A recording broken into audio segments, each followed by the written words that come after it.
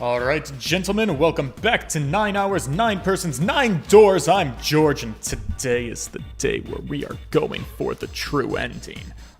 Most of you have voiced your concerns that you do not have faith that I will finish the true ending in a single stream. You made it sound like she's gonna be long. But anyways, we're here in the captain's quarters, where there's yet another dead body. Don't know why he's on the ship, but he's a man, he's old, and we think that he's not actually Zero. We think that he's an imposter. Why he's here, who killed him, there's mysteries abound. What I did do is I did get us queued up by finding a clue. I haven't investigated it yet, but I was looking around, I opened this drawer, and there's something inside of it, and basically, we've done, I think, the entire room. We've searched most of it.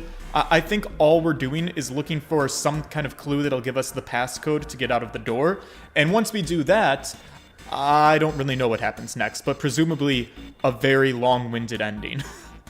Hopefully we'll see how it goes. I'm curious as to how it could possibly be that long, because the thing is, it feels like we already kind of know who Zero is. Well, I have my suspicions. So, like, evidently, I feel like that will probably get revealed in the true ending. And then I guess the true ending is going to have something to do with Alice, our mystery mummy, and Ice 9, and how Ice 9 doesn't freeze. And we're going to learn a little bit more about maybe the motives behind why Zero has all these people here specifically, because some of them make more sense than others. I'm still a little bit confused as to, like, why me and June are here on the boat. I don't really get why Lotus, and as I'm saying this, I'm like, oh, you know what, maybe we actually do have quite a bit to unpack in an ending, so maybe it makes sense that we will see that this goes longer. Anyways, I'll get my hellos in order, and then we will start it up right away, because evidently I've got a lot to get through. Jacob Welsh, Fiction of Grandeur, good to see you. Dogface, hello. And Philip, bonjour. I think I'm a little bit low to the ground, but I also don't think there's much I can do to fix that, at least not right now. Try to sit up straight. All right, let's play. What's the deal with this? Is it some kind of a code? There's 4 rows of numbers and letters. They all start with a 0 and end with an 8, F, N, or V, respectively. Maybe this has something to do with number bases. Oh, great, it's a hexadecimal. Something I'm so good at. Oh, the file screen. All right.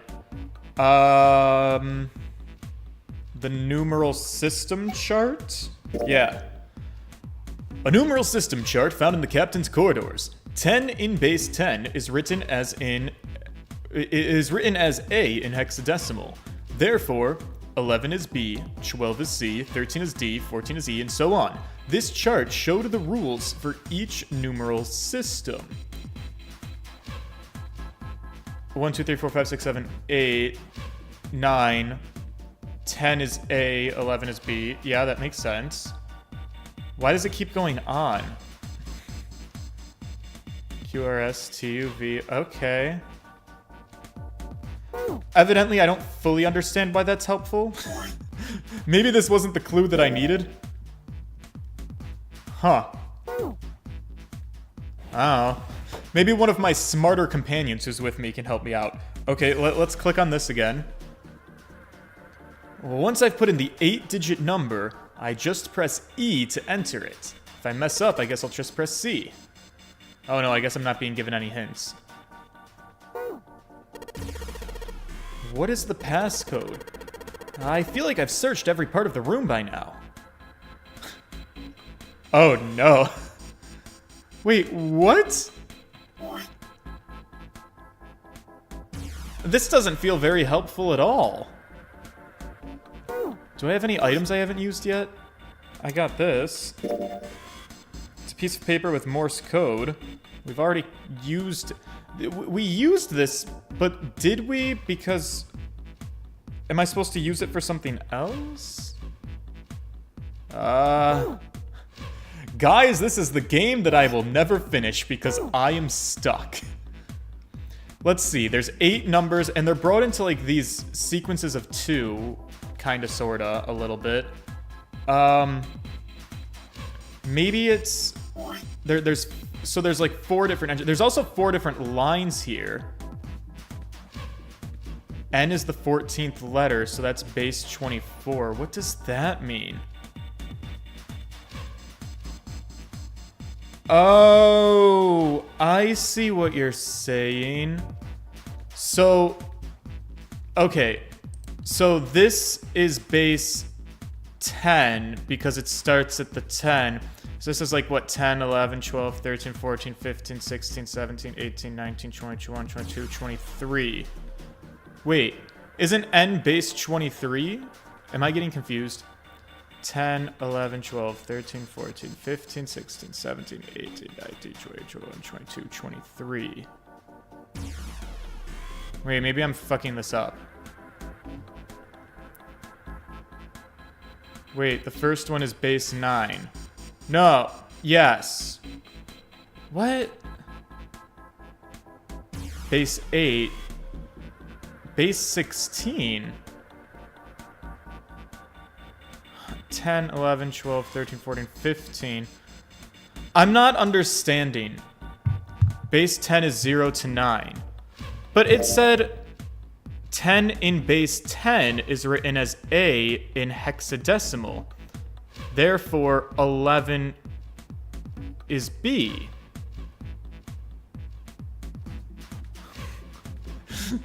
Guys, I really don't understand this hexadecimal shit.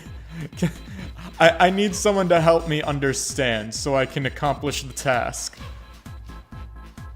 10 in base 10 is written as A in hexadecimal. So 11 is B. So is it just... By that logic, what the game is... This chart showed rules for each numeral system. The numbers I'm thinking are 8, 10, 11, 12, 13, 14, 15, 23. Oh, here we go. 23, 24, 25, 26, 27, 28, 29, 30, 31.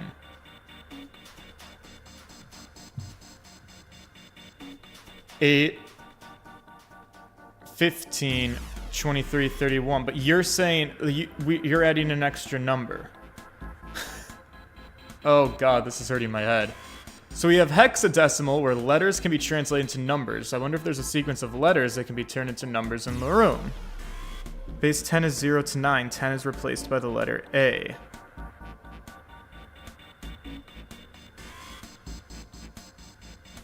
So 1, 2, 3, 4, 5, 6, 7, 8 is base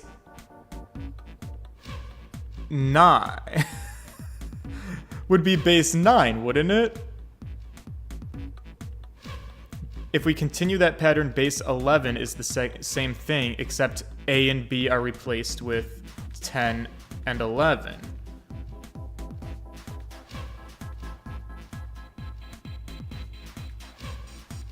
Right. That's why I think it's 8. So why are my numbers wrong? Why is it not 8, 15, or sorry, 8, yeah, 15, 23, 30. All right, listen, I'll try both. I'm going to put in mine. Maybe there's something I'm just not getting. All right, I put in the 8-digit numbers. If I mess up, I guess I'll just press C. Okay. So I think it's 8, 15, 23, 31. Enter. That was simply not correct. So then, if we try the other numbers, it would be 9, 16, 24, 32. No. What? The base is the number of digits.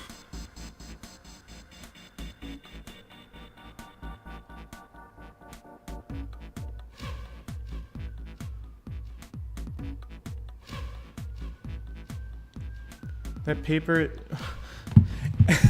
Guys, all right, we got to explain this to me like I'm fucking 5 years old. You keep saying that the base is the number of digits, but base 10 doesn't go to 10. The number 10 is replaced by a letter, which means there's 9 digits. So if base 10 is 9 digits, then wouldn't base 11 be 10 digits? Oh my god, why? I feel like I'm in fucking 6th grade math class all over again. Alright, so is it 8 and then the rest were the same? Is it 8 and then what? 16, 24, 32? No, it's not that either.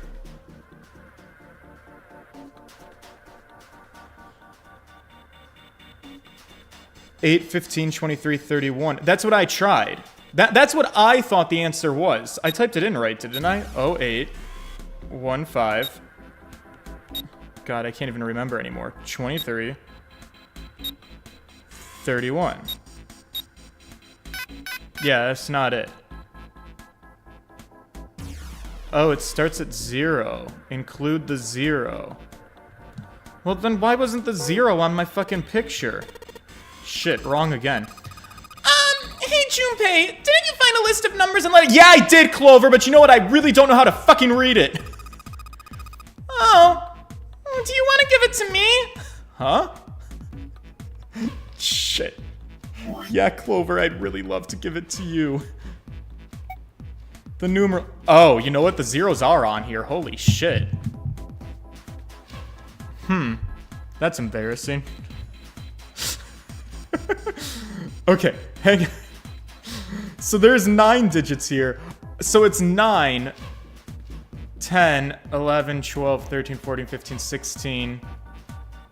But then I'm still 16, 17, 18, 19, 20, 21, 22, 23, 24, right? 25, 26, 27, 28, 29, 30, 31, 32. Didn't we do this one as well, though? We did 9. This is base... No. Didn't we do those numbers?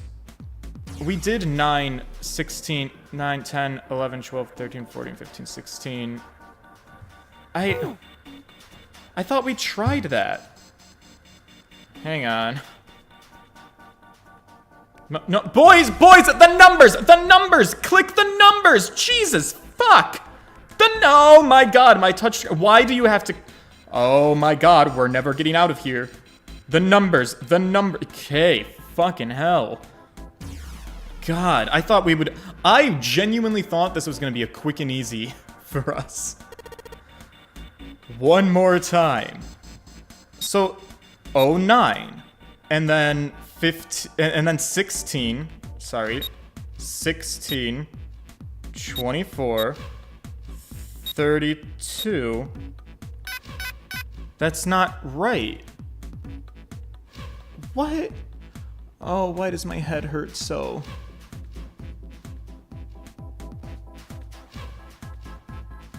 Someone in chat told you to check the computer again? Yeah, I will. Look at the letters on the monitor. Don't you think that's weird? Oh.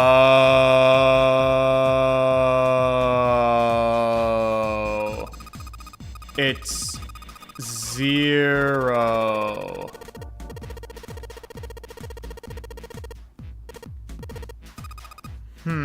Maybe there's a reason why the letters are displayed individually. It's Z-E-R-O. Any number equals 10 in the base of that number. 16 in 10 hexadecimal is 15 is F. So Z is the last letter of the alphabet. There's what, 26 letters, right? So you do that, but then you would throw on the other 10. So would it be 30? Would it be 35? Josh Scott, I think you might be right. So then E is A, 10 is A, B, C, D, E, 14, 35, 14, 27, 24. Josh Scott, I'm stealing your answer. I've tested it with 2 numbers and it sounds valid to me. And I'm over this shit. Okay, yeah, So then what was the paper for? Why did I need 4 different lines written out in front of me? 35, 14, 27, 24.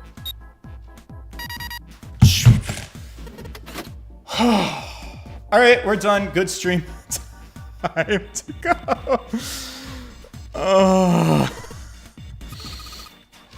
Junpei, good job!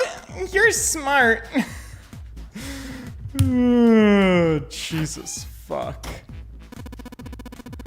Excellent. You seem to have unlocked... Yeah, thanks for all the help, Ace.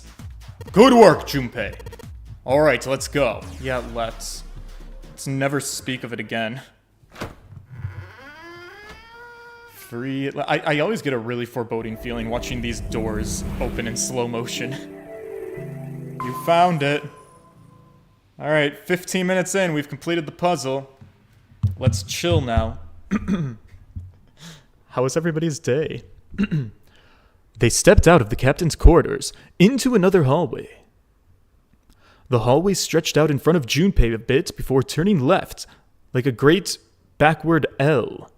Mr. L, perhaps. Junpei rounded the corner and took off down the straightaway. He ran. And ran. And ran. At the end of the hallway was a door. He made straight for it. He was nearly halfway to it when he noticed a piece of paper in the middle of the floor. What was a piece of paper doing in the middle of the hallway? Junpei skidded to a halt. He dropped down to his hands and knees and quickly tore the paper off the floor. Now that he had a chance to examine it more closely, it was clear that it was a map. More specifically, a map of the ship's interior for the A deck. I'm panting, aggressively. What's wrong? Ace, slightly slower by virtue of his advanced age. Is that how we address old people formally now? Oh, hello, I couldn't help but notice you have an advanced age. He finally caught up to Junpei. Junpei said nothing, simply showing Ace what he had found. He looked at it long enough to determine what it was and nodded. I see. With that, he began running again past Junpei. Oh, hey, wait, no, I don't trust you on your own. Junpei shoved the map into his pocket and got up to follow Ace. What about Clover? Something stopped him. Yeah, I hope it's Clover. Clover, are you with us? Where's Clover? Jesus, fuck. He turned around. Clover was nowhere to be seen. God damn it!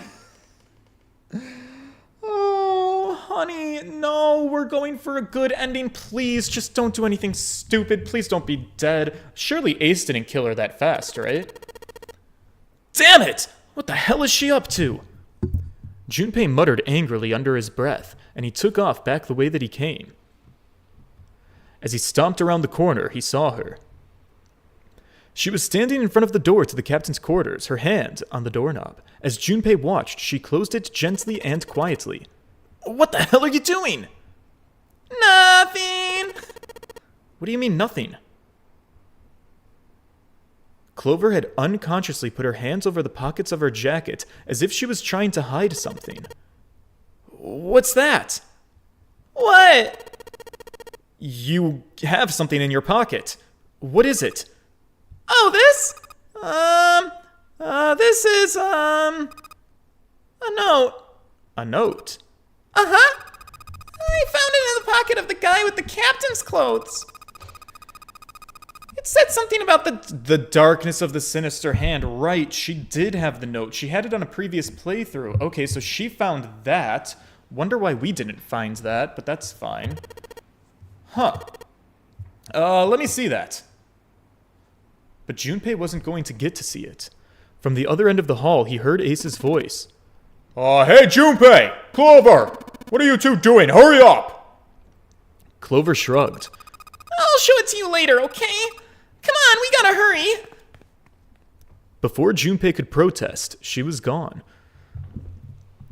Around the corner, and off down the long stem of the L. A note. A note. Junpei was curious, but there was something else that bothered him. Her pocket had been bulging far more than it would from just a note. Oh, Clover, are you happy to see me? What else could she have stolen? Perhaps, well, she also had the Zero bracelet, and the Zero bracelet was on the man. So did Clover, are we to presume that Clover has kidnapped the note and the Zero bracelet? Junpei did his best to convince himself that it would make sense later, and he ran off after Clover. Junpei pushed through the door and found himself in a large room with a large set of stairs. It was just what he'd expected to see after reading the map. His "I see after reading the map" himself meant that Ace had probably realized the same thing. Junpei looked around, but Ace was nowhere to be seen. He put his hands on the handrail and leaned over to look down. There he was. And not just Ace. Santa, June, Seven, and Lotus as well. Oh my god, we are all here. Well, except for Snake. But Snake is in a coffin. Maybe we'll find him in the coffin. Junpei and Clover glanced at each other and hurried down the stairs. They reached B deck at the same time. Jumpy! Clover! June's face was excited. Something had happened. That much Junpei could tell by simply looking at her. What's up? Given their situation, he was not inclined to be excited about sudden developments. June, however, couldn't contain herself. We found it! Found what? We found it! What did you find? The last door. We found door number 9. Oh! Good job, sweetie. Huh? Wait! Were they all together? What is that? June, Santa, Seven, and Lotus, which is 8, 9, 10, 11, 12, 13, 14, 15,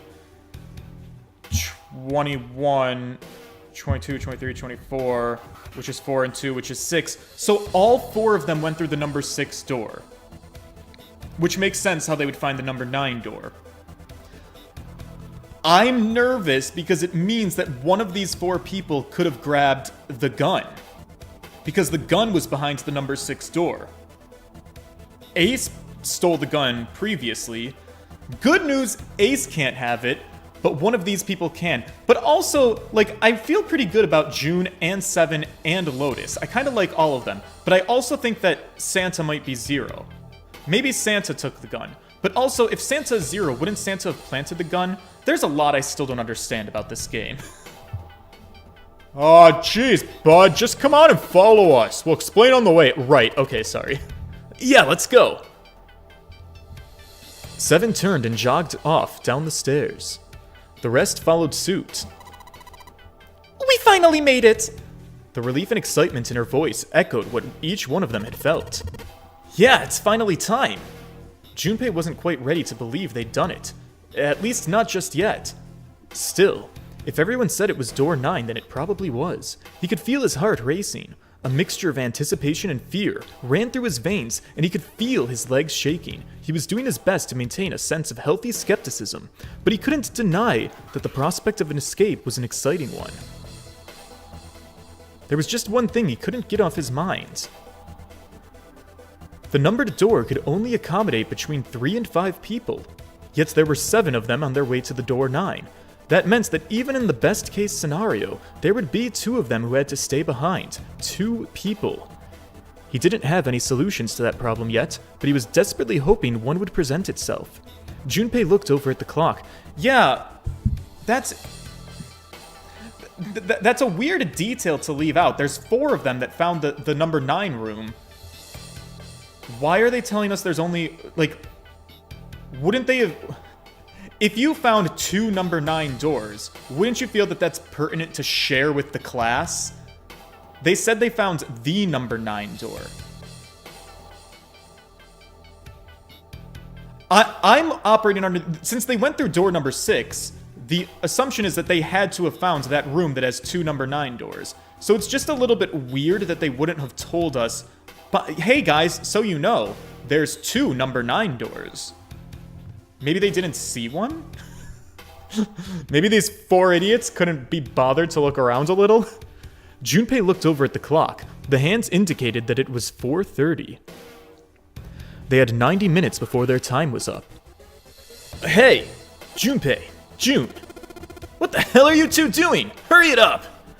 Santa's voice jolted Junpei out of his reverie, his daydreaming. Let's go, Jumpy. Right, let's. June took off down the stairs, jogging as quickly as she could. Junpei followed suit. I mean, as long as they get us into the room, I suppose it doesn't matter. As long as we aren't killing each other over spots for the doors.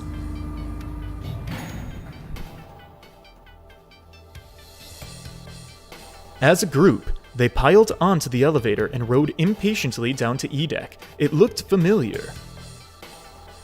There was a metal gate between the 2 elevators. Seven grabbed hold of it and began to talk. I know I told you I'd explain it earlier, but honestly, there ain't that much to explain.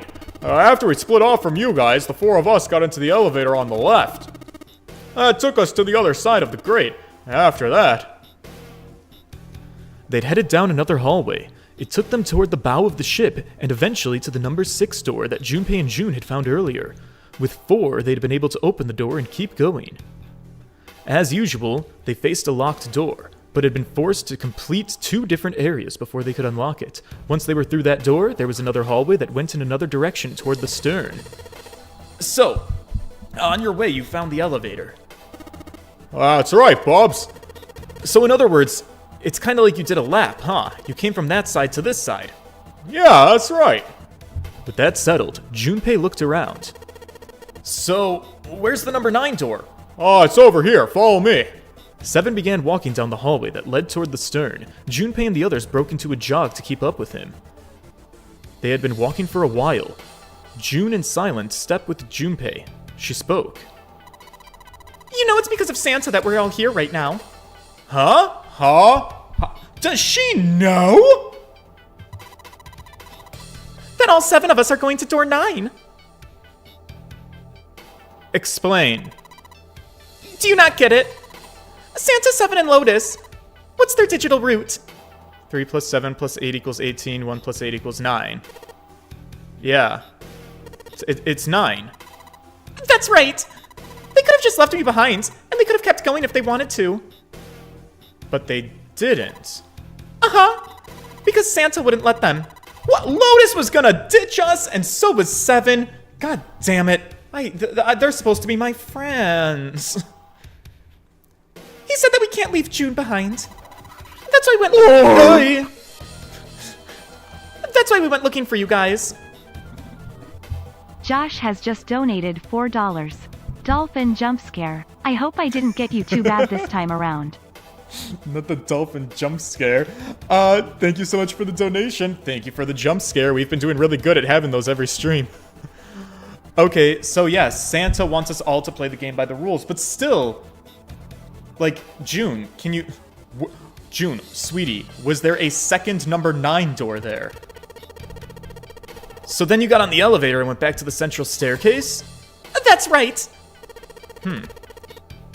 I wouldn't have called that one.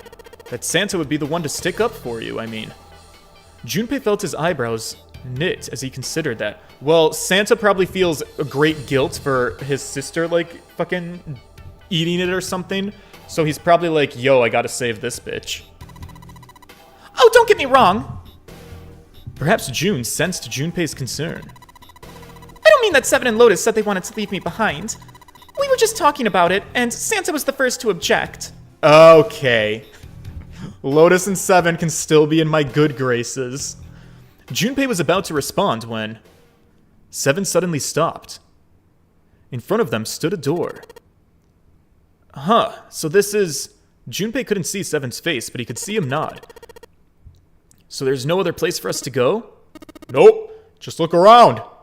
At the end of the hallway was a thick iron wall. To the left and right, other hallways led to the port and starboard sides of the ship, but they were both closed off by thick metal grates. It looked as though 7 was right. The door in front of them was their only choice.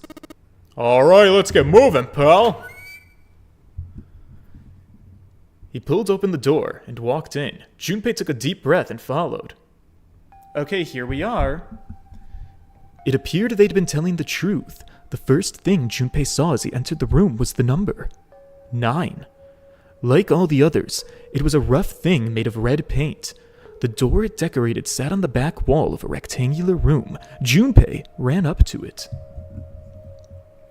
It was a large double door with powerful styling. Something about it was almost majestic, and it made the red paint look especially garish. Junpei grabbed the handle and shook. It didn't bulge, but then he hadn't really expected it to. The RED was bolted to the wall next to the door. Its display read vacant. Finally, they'd arrived. Junpei felt a flood of emotion wash over him. He felt a chill down his back, and his chest tightened, even as his blood began to boil. He was about to speak when...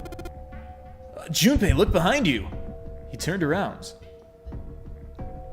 Junpei could scarcely believe what he saw. It was a second door, and it also had a number 9. There it is, boys. Why didn't you tell us about this? There was another one. Hey! What the hell? What's going on here? His words came slowly, and his brain struggled to understand what he had seen. On shaky legs, he made his way to the second number 9 door. It was a small door, set parallel to the door they'd come through, but in the other corner of the room. 9. There was no mistaking the number, and if any more proof was needed, an RED was bolted to the wall near the door. He grabbed the handle and shook the door, not because he expected it to open, but because he had to make sure it was real. Why the hell are there 2 doors? It was Ace who spoke first. Do you think perhaps one is the right door and the other is the wrong one? Lotus was skeptical. I don't know about that. It seems unlikely. What makes you say so? Well, think about all the rooms we've been through so far. They're full of puzzles, but there are always hints about how to solve them. I'm pretty sure there aren't any rooms we had to just go with our best instinct and leave it to instinct to solve the puzzle. Do you really think at the end of the game, Zero's going to suddenly throw in something that depends entirely on luck? So you're saying there's some sort of hint in this room? No, I don't think there's a hint anywhere in here. I searched the room pretty well when we were in here before. Okay, but girl, what about the coffin? Did you not hear thump, thump, thump? I didn't find anything that might be a hint.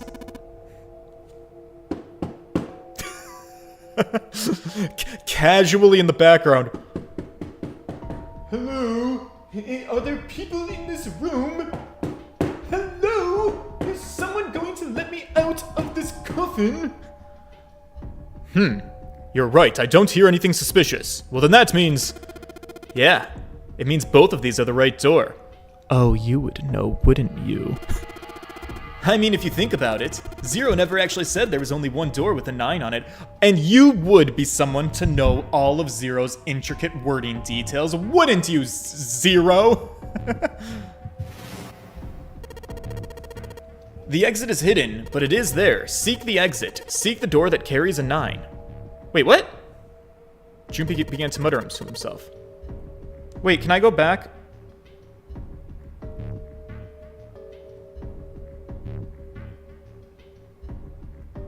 They changed it. Or, well, Junpei...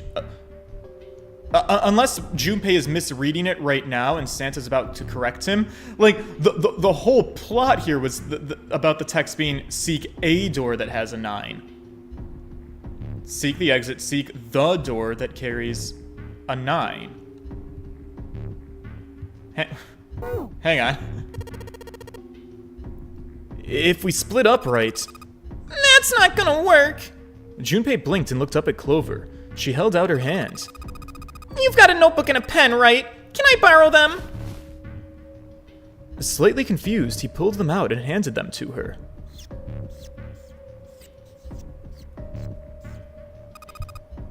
Look at this! Clover opened the notebook to a blank page and set it down on the desk. Everyone else gathered around her and watched as she wrote down a series of numbers.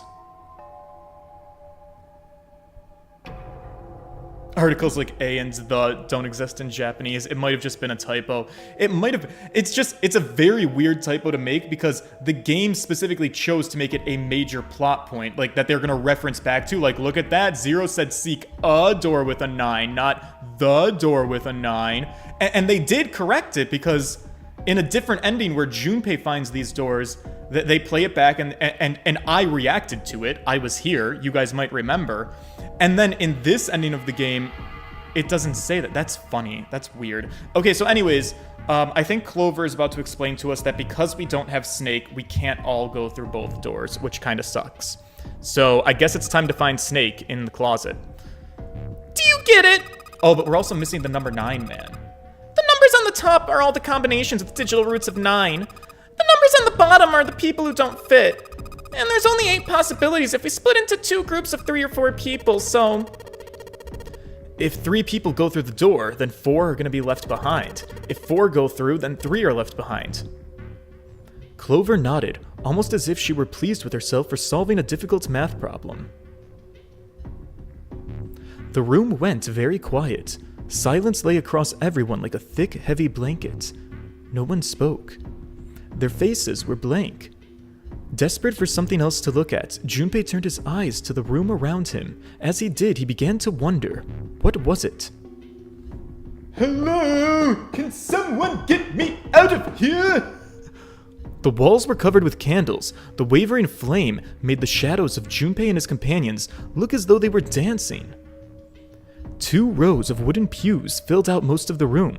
Between them was a strip of rich red carpet. The carpet ran straight through the room, ending at the door that pointed to the stern of the boat. At the end of the carpet, an altar? It was a recessed space set into the wall between the 2 doors. Sitting on a raised section of the altar was a coffin. A coffin. A coffin. No. Oh my god, we think it's Alice. But if it wasn't, then whose body occupied it? Huh.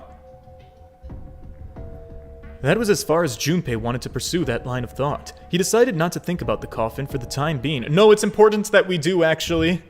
At that moment, Seven spoke. There was an edge of humor to his voice, but it was forced. Okay. I think I give up, pal. I figured if we sat around here long enough, someone would volunteer, but I guess nobody's got the guts to do it. Junpei didn't understand, and he wasn't the only one. What? You guys didn't figure it out yet, huh? Alright, look, let me enlighten ya. Clover was mostly right with her little explanation earlier, but she missed something. She wasn't really wrong, she just... Look, screw it, let me just write it out. Seven snatched up the notebook and began to write in it. Everyone else clustered around him, desperate for a look.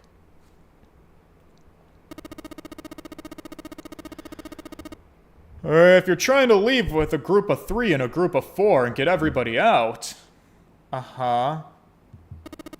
Clover's right. But there's another way. Only one combination, though. Oh, no, and Seven's the odd man out. Me with Santa and Ace, I don't like that. June is going with the ladies, Clover and Lotus. I mean, I guess that's better than my luck. If you split us into groups of 3, 3, and 1, and also Clover being the whiz that she is, it's kind of cute because Clover for sure did know this. I'm assuming. I'm going to assume that Clover absolutely knew of this situation, but she didn't want to just single out Seven and leave him. Aww. You can make this a combination. Yeah. Wait, but that means... Look, don't get me wrong here, Bubs. I'm not trying to copy Ace or anything like that. I mean, even if he hadn't been the hero back in the big hospital room, I'd still be saying the same thing. The same thing, are you saying? I am. Look, it seems I don't really have a choice here. You know, it's the only situation where everyone else gets to go through but me. Yeah.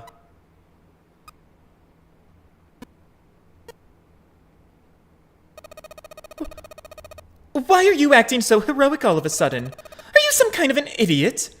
Lotus was the first to speak. That in itself was a little bit strange. She'd reacted much differently when Ace had volunteered. I'm completely against this. I'll be goddamned if I'm going to have to owe you for getting me out of here. The rest of them began to speak all at once. I'm against it too. I didn't want to leave Ace behind, and I don't want to leave you behind either. I don't like the idea. There's gotta be other options. I disagree as well. I can't say I care much for you being the hero. Fucking Ace, man. Man, can we leave Ace behind? Finally, they quieted down. Junpei looked at Seven. Well, there you go, Seven. Proposal denied. Look, all we have to do is investigate the coffin. Oh my god, I'm getting frustrated. Boys! It's almost like watching a live streamer try to do something when you already know what the answer is. Boys, go to the coffin, rescue Snake. We can all go through the doors. It's amazing. But also, at some point, we still have to deal with Ace. Clover's right. There's gotta be a better way than this. Seven made some noise that was somewhere between a snort and a cough. It doesn't really make sense to me. He was doing his best to pretend they were making a foolish decision, but Junpei could see the twinkling of water at the corners of Seven's eyes. That was when Santa spoke. Whoa!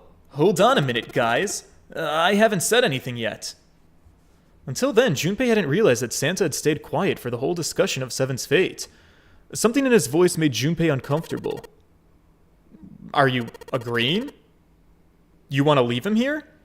Santa shook his head. Nah, I'm against it. I don't want to leave Seven here alone. Then I don't see how it matters. I said alone. Huh? I said I don't want to leave Seven alone. There was a dull shine in Santa's eyes. They were cold and hard. Junpei felt himself shiver. What are you... What, do you not get it? I can't leave just one person. I need 2 more. 3 people, including Seven. I'll be leaving 3 people behind. That's my proposal. What? No. Those are my orders. God damn shit! Wait, does he have the gun? What do you mean orders? What the hell makes you think you can order us around? Who the hell's gonna listen to you? Oh, you all will. In 3 seconds, you aren't gonna have a choice. Huh? Santa was so fast, Junpei could barely see him. When he moved, it was almost like watching a dance, his feet moving like lightning. He spun and... Ah! Jesus, what the fuck? But he's supposed... Huh? No, why leave one person behind when I can leave 3? Oh, June, my sweet girlfriend. Okay, hang in there, honey. What the fuck, Santa? I thought you were 0. Well, maybe you still are. What is this game that he's playing? He had June. See? I told you. His lips curled into a cruel, mocking smile. Why is every character a fucking villain? A shudder traveled the length of Junpei's spine. His chest froze, and he could feel his breath go stale in his lungs. Nothing made sense. Junpei felt as though his head were about to explode. Yeah, you're telling me. Santa's sudden change in attitude. Saying that, oh god, my flashlight turned on. Saying that he needed 2 more? The gun in his right hand, a revolver? Santa had grabbed June from behind and pressed what Junpei's shaken brain identified as a revolver. What is he doing with a gun? Where on earth did Santa find a gun? Junpei's questions roared in his mind, but his mouth refused to ask them. Seven spoke almost as though he had sensed Junpei's confusion. Aw, shit, the gun's from the other room. What room? Oh, one of the rooms behind door 6. I should have known he was gonna do this. I should have taken the gun. Heh, it's too late now, fat ass. Whoa, body shaming in 2020-23 cancelled. All right, we don't have to worry. He's not a threat anymore. The mob of Twitter's gonna get to him. Oh, damn it! A mixture of fury and frustration twisted Seven's face, and he glared at Santa. Santa, for his part, didn't do so much as flinch. The corner of his lip twitched into a slightly wider smile. Then, the smile faded, and he began to move. He walked backward, dragging June with him. Before long, his back was resting against the door. On the wall next to him was the RED. He put his hand on the scanner panel quickly and then forced June to do the same. No! Hell no. Then I'm going with you too. Now, time for you to start following my orders. Ace, Lotus, congratulations. I've chosen you guys to come with me. I don't like any of what's happening here. So Ace wants to kill Lotus. If Santa is Zero, Santa probably wants to kill Ace. And that means that Lotus and June are two unfortunate women that are in a very high risk of being collateral damage in whatever weird mindfuckery game is going on between Santa and Ace, and I don't like it. But also, Innocence, you are right. It does mean that I get to bro out with 7. So put your hands on the RED. 3 plus 6 plus 1 plus 8 equals 18. That was what Santa had meant when he said he needed 2 more. Hey! Are you deaf? I gave you an order. Santa's eyes narrowed to slits. He glared at Ace and Lotus. They stayed frozen, like a deer caught in the headlights of an oncoming car. Right. Okay, but if I'm also with 7 and Clover, 7, 8, 9, 10, 11, plus my 5 is 15. Wait. Wait, 7, 8, 9, 10, 11, 12, 13, 14, 15, 16. If we rescue Snake from the coffin after this, Snake can be on our side, and it'll all work out, actually. So actually, this will work out to our favor, as long as we investigate the coffin. Alright, fine. I didn't want to waste any bullets, but you guys don't seem to get it. No sooner were the words out of Santa's mouth when his hand twitched— Oh my god! He did not just shoot my girl. No, he didn't. Okay. A section of the floor exploded, scattering wooden splinters across the floor. A thin plume of smoke snaked out of the hole in the floor. There could be no doubt that the gun was real and worked. But why? Santa, why are you— Clover's voice spoke of betrayal and disbelief. I thought you were one of us! I thought we were friends! Huh? You knew about the leaf word and the 4-leaf clover! Santa's cheek twitched, almost imperceptibly. What the hell is that shit? I've got no idea. You're lying! Shut up! Just shut up, you stupid bitch! Fuck. God damn, we are some aggressive men. I spit on my monitor. I'm gonna have to clean her after this stream. Do you want me to put a bullet in your fucking head, bitch? Flecks of spit flew from Santa's mouth. Oh, see, I'm playing the character well is what I'm doing. Clover recoiled, her eyes wide. When she spoke, her voice was very small. But Santa! He snorted, then shook his head vigorously, and then turned to face Ace and Lotus. Alright, assholes! What are you still standing there for? Get over here and scan the bracelets. I don't have all day. Or what's the matter? Your hearing's starting to going senile, maybe, Ace? Ace and Lotus still didn't move. It almost seemed as if they couldn't move. June's face was pale behind Santa's arm. Her eyes were wild and her chest heaved with every quick breath, like an animal cornered by a predator. Junpei's mind worked furiously. What were they going to do? Then, he realized something. There was nothing they needed to do. There was nothing to debate. June's safety was the first priority. That much was obvious. Doing as Santa had commanded meant that she would be safe from at least 2 threats. She wouldn't be shot, and she would leave the ship alive, along with Santa, Ace, and Lotus. There was only one thing for Junpei to do. He turned to Ace and Lotus. Please, just go. Huh? But... Jumpy, what are you saying? If you stay here, you're gonna be stuck. If you stay here, you're gonna be stuck, Jumpy. So will Clover and 7. I know. but you don't need to worry about us. We're gonna figure something out. Probably with Snake. Isn't that right, 7? Right. You know, just leave it to us. It's gonna piss me off to do what Santa says, but... Don't worry about me either. There's still something I have to take care of. But... No! You can't! Ace! Lotus! Don't do it! Don't worry about me, please! June was almost crying. Junpei walked around behind Ace and Lotus. Without a word, he laid a hand on each of their backs and gently pushed them forward.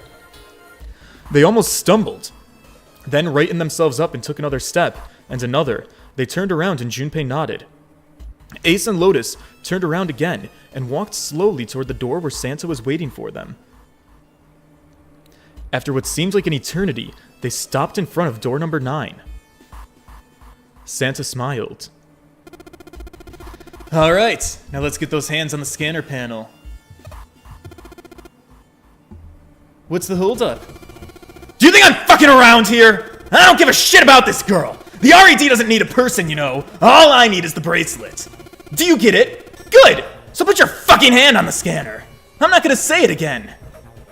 He shoved the revolver harder against June's head and winced. Alright, listen, you are more of a potty mouth than Ace was. My god, my good sir. Fine. Ace sighed, defeated, and placed his hand on the scanner panel. Lotus went next. Lotus glared at Santa and slammed her hand onto the scanner panel. Lotus. Fine. Ow. The fourth asterisk blinked on. Good job. Now Lotus, pull the lever. Pull the lever, Kronk! Soon as the door opens, get your fat ass in there. Try anything stupid and you know what's gonna happen. Junpei could almost hear Lotus's teeth grind. Yikers. The door slid open. Door number 9 opened at last. It opened with a low, powerful rumble, a drum roll to welcome the chosen few. Alright, go! Lotus and Ace walked through the door, their eyes furious but defeated. Santa waited until they were all the way inside, then hauled himself and June across the threshold as well. 6, 7, 8, 9. Later! Huh. You know, that is not how I envisioned this going, but it works out perfectly. Almost like it's part of the plan. Oh, my spittle is crusting on my screen. Yeah, we're gonna give my monitor a good wipe down after today's stream. Alright, so the door's shut. Gust of air is going down on the altar. Okay. The room fell silent. Junpei, Clover, and 7 had been left behind. Clover looked down at her hand and traced with her finger the faint blue veins that crossed them. 7 shoved his arms into the front of his overalls and scratched his stomach. No one spoke. Silence made the air feel thick and oppressive. Desperate for something, anything to occupy his mind, Junpei walked to the larger of the 2 9 doors. He stood in front of it and looked at the RED. It read engaged. He moved to the smaller door. The RED read vacant. The digital root of the remaining people was 7. 5 plus 4 plus 7 equals 16. 1 plus 6 equals 7. There was no possible way for them to open a door with a 9 on it. Junpei touched the surface of the door. He thought about June, about Akane Kurashiki. Was she safe? That was all that mattered to him. If she was alive, if she had escaped the horrible boat, that was what Junpei prayed for. Oh my god, fiction of grandeur.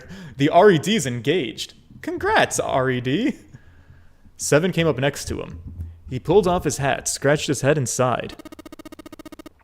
So, what do you want to do, Junpei? What do you mean, what do I want to do? What can we do? 7 opened his mouth to respond when... Honestly, hello? Can I get some service around here? A noise echoed through the room. Someone was pounding on something. Vigorously. It wasn't mechanical. It was certainly human. Junpei and 7 looked at one another. Oh, what the hell is that? Shh! Quiet! Clover motioned to Seven to be quiet. She put one finger to her lips and closed her eyes in concentration.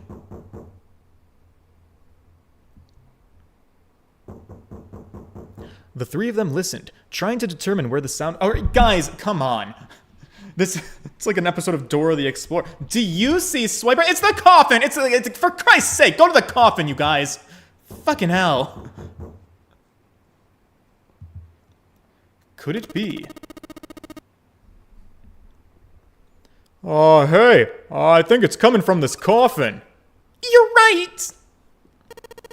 Let's open it! But, how? What are those muscles for? For show? So you're telling me to force it open? Just shut up and try! Oh, sorry, that was Junpei. Yeah, so the way this worked out so perfectly, it also... I'm still convinced that Santa is 0, and the Madmen Act, the thing is, if we left 7 behind, 7 and Snake were never getting out of this. Unless they also had the 0 bracelet. But even then... Yeah, but Clover has the 0 bracelet. So they would have been fucked. So... The only way that all of us are getting through these 9 doors is by taking the combination we took. So Santa took a really, really aggressive stance to make that happen. But if we're assuming that Santa is 0, and that therefore Santa knows that Snake is in the coffin, he kind of just forced us to do exactly what we need to do.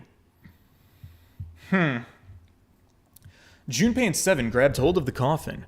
They tried to get a good grip with what little purchase they could find, and they pulled with all of their strength. Ugh. Oh, damn it. Man, thing won't even budge. Right. Okay, so this is where we've solved this puzzle once before. We just need Clover's note, I think, right? Looks like it. Do you think we have to put in the right password? I think so. It's time to find a password. Or wait, we need to open the safe, maybe? How did we get the password last time? Without a passcode, it didn't seem like there was a lot they could do. They couldn't even tell how many numbers the passcode needed to be. Isn't there a hint somewhere? Yeah, we got it in the past. There didn't seem to be anything near the coffin. Clover ran to examine the pews, and Seven investigated the desk, but they turned up nothing. The sound still wouldn't stop. It wasn't a noise that belonged in that room.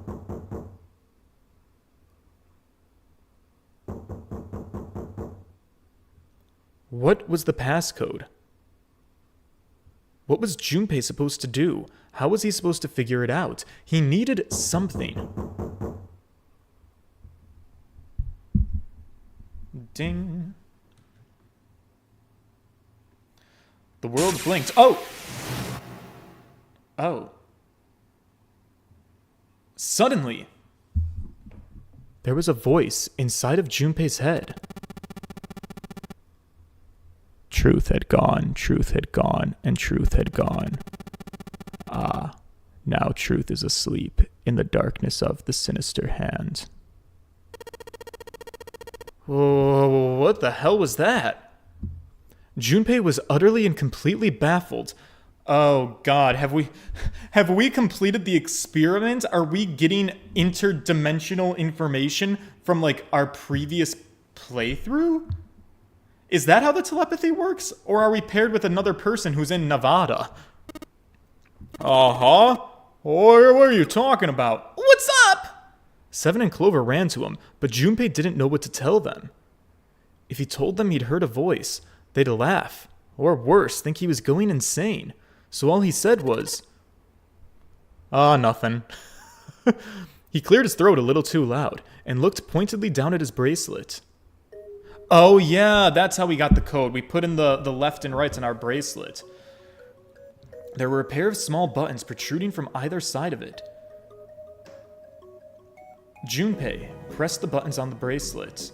And oh, fuck me. I don't remember. Is it in my files? It's not.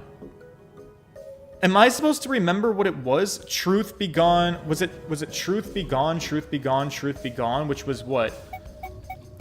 right, left, right, left, right, left.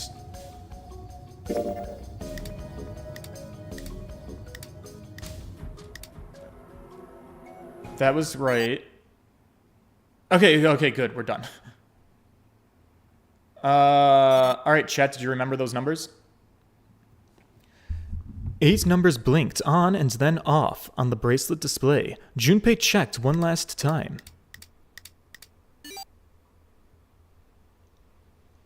1, 4, 3, 8, 3, 4, 2, 1. Uh-huh. Oh, what the hell were those numbers? Oh my gosh, are those... Junpei didn't answer. He simply walked straight to the coffin. He knelt down in front of the keypad, running over the numbers in his head so that he wouldn't forget. 1438341, 1438341. With trembling fingers, he punched them in.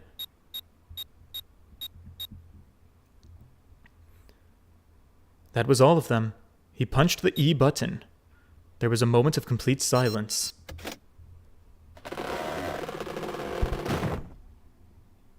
Then, there was the sound of the coffin lid unlatching. Someone sat up out of it.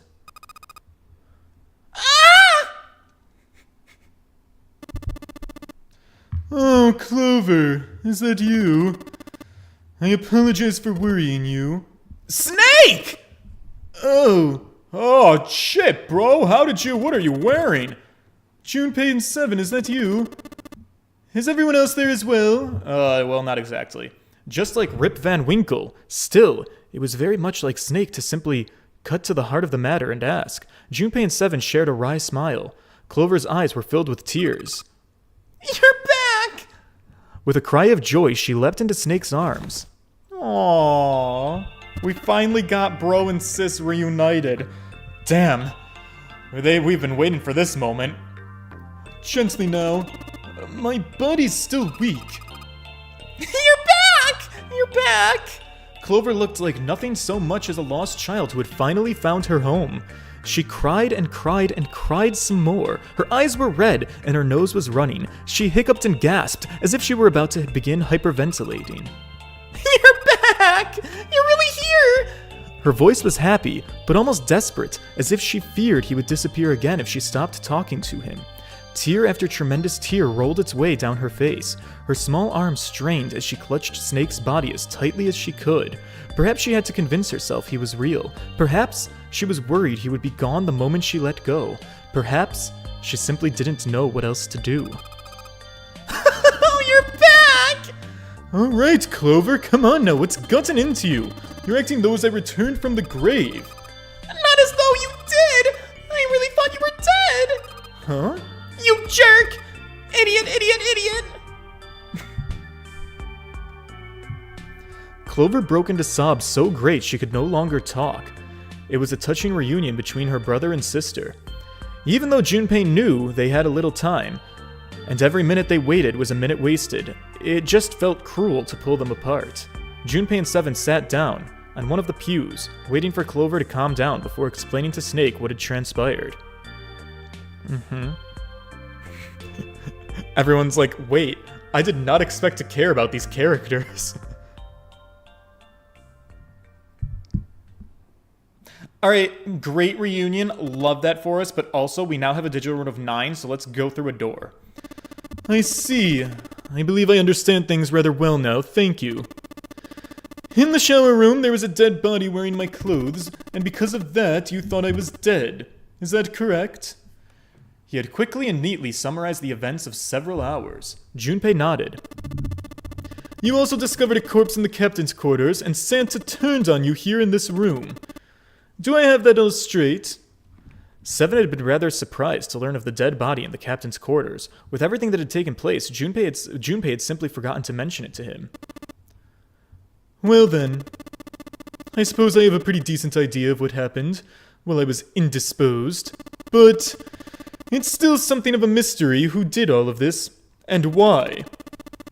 The corpse in the shower room that looked like me, and the corpse in the captain's quarters. Why were they killed in the way that they were? Yeah, and who were they? Oh, you don't know? I do not. Why would I? The guy in the shower room. We don't know who he is, let's just call him Mr. X. Anyways, Mr. X is wearing Snake's clothes, but you're wearing some kind of weird-ass fucking robes, my guy. It means someone took your clothes and put them on Mr. X. We need to figure out who that was. I apologize, but I have no idea who might have done this. I only just now woke up. I was unconscious during all the events you just described to me. They must have undressed me and changed my clothes during that time. When were you knocked out?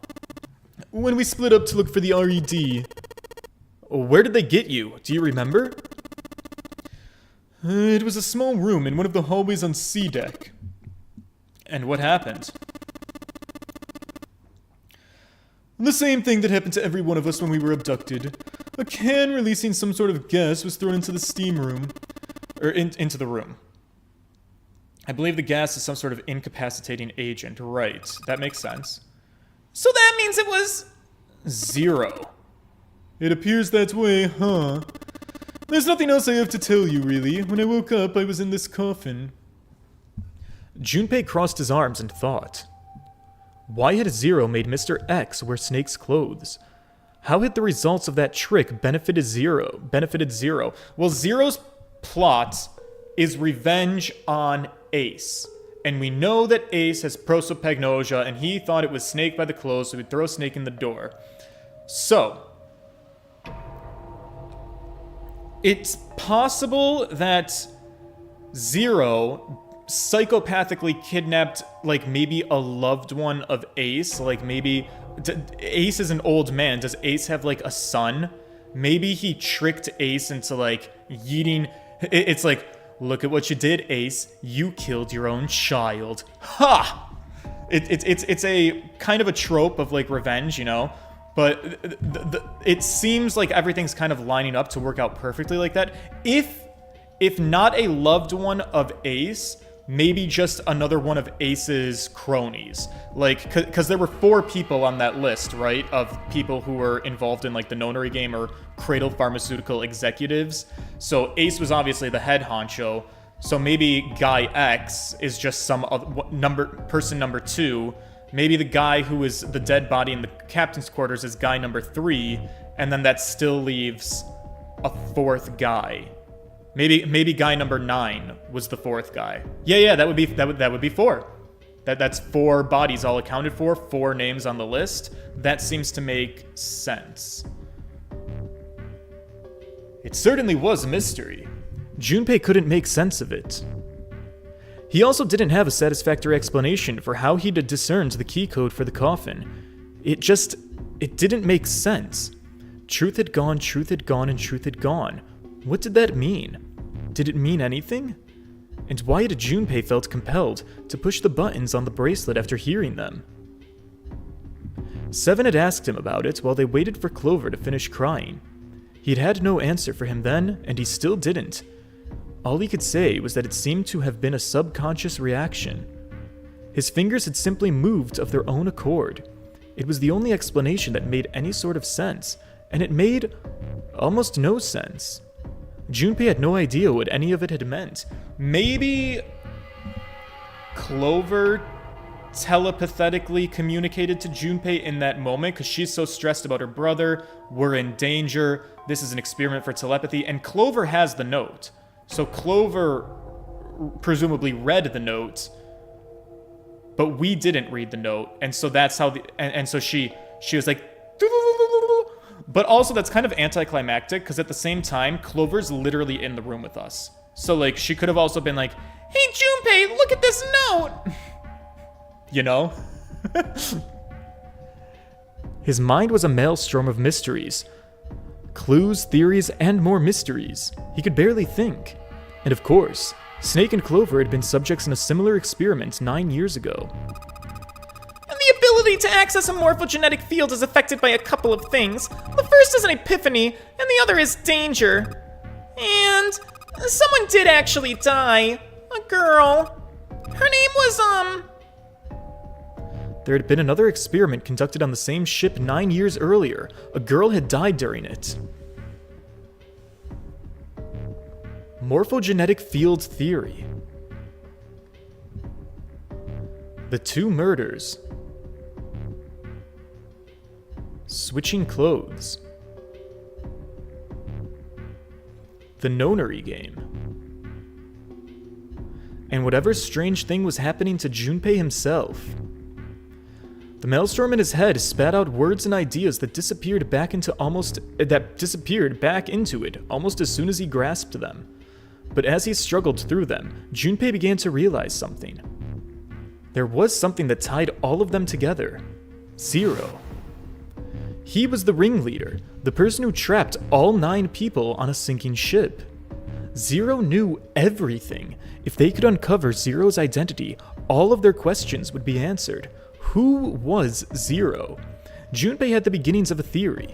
If he could only test it, Yeah, I think I figured it out too. or perhaps... At any rate, we'll have plenty of time to decipher the details later. For now, it's of utmost importance that we escape. Junpei, it was 4:30 the last time you checked the clock, right? That means we have less than an hour. We must hurry. Oh, hey. How are we gonna get out of here? Well, isn't that obvious? Through the other number 9 door. 5 plus 4 plus 7 plus 2 is 18, and that is 9. Oh, shit, yeah, you're right, Bobs. With Snake, we can open the door. Oh, don't tell me you hadn't figured that out. As they snipped back and forth, alright, children! I forgot that these two fight like brother and sister. Junpei glanced at Snake's left hand. He was wearing a bracelet with a 2 on it. Oh, come on, you gotta tell me these things. I assumed you'd figured it out. Oh, forget it. Let's just get going. 7 stomped off toward the smaller number 9 door. Clover, Snake, and Junpei followed. 7 quickly laid his hand on the RED. An asterisk appeared on the screen. Junpei and the others followed suit and laid their hands on the scanner panel. Soon, there were 4 asterisks on the screen. 7 glanced at them, then laid his hand on the lever of the RED. Alright. You guys ready to go?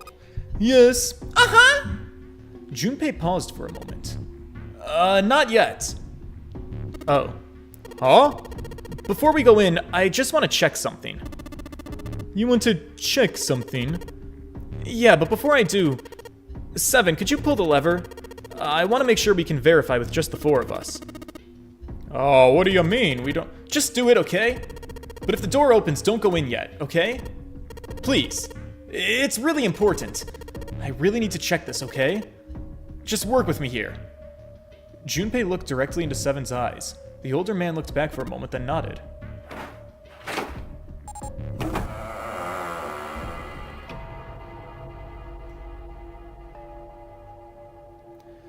Seven pulled down on the lever, and the door number 9 creaked open. Then they waited. 6, 7, 8...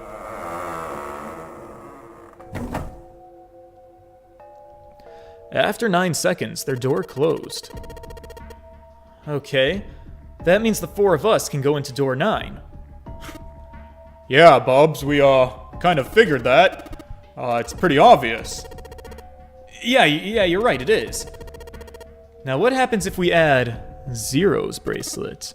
Huh? Zero's bracelet? Yeah, Clover, why don't you take it out, sweetie?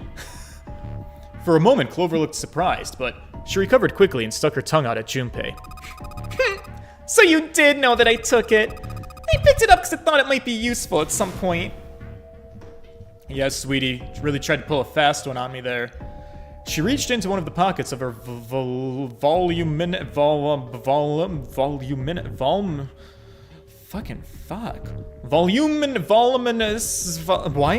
can't I say this word?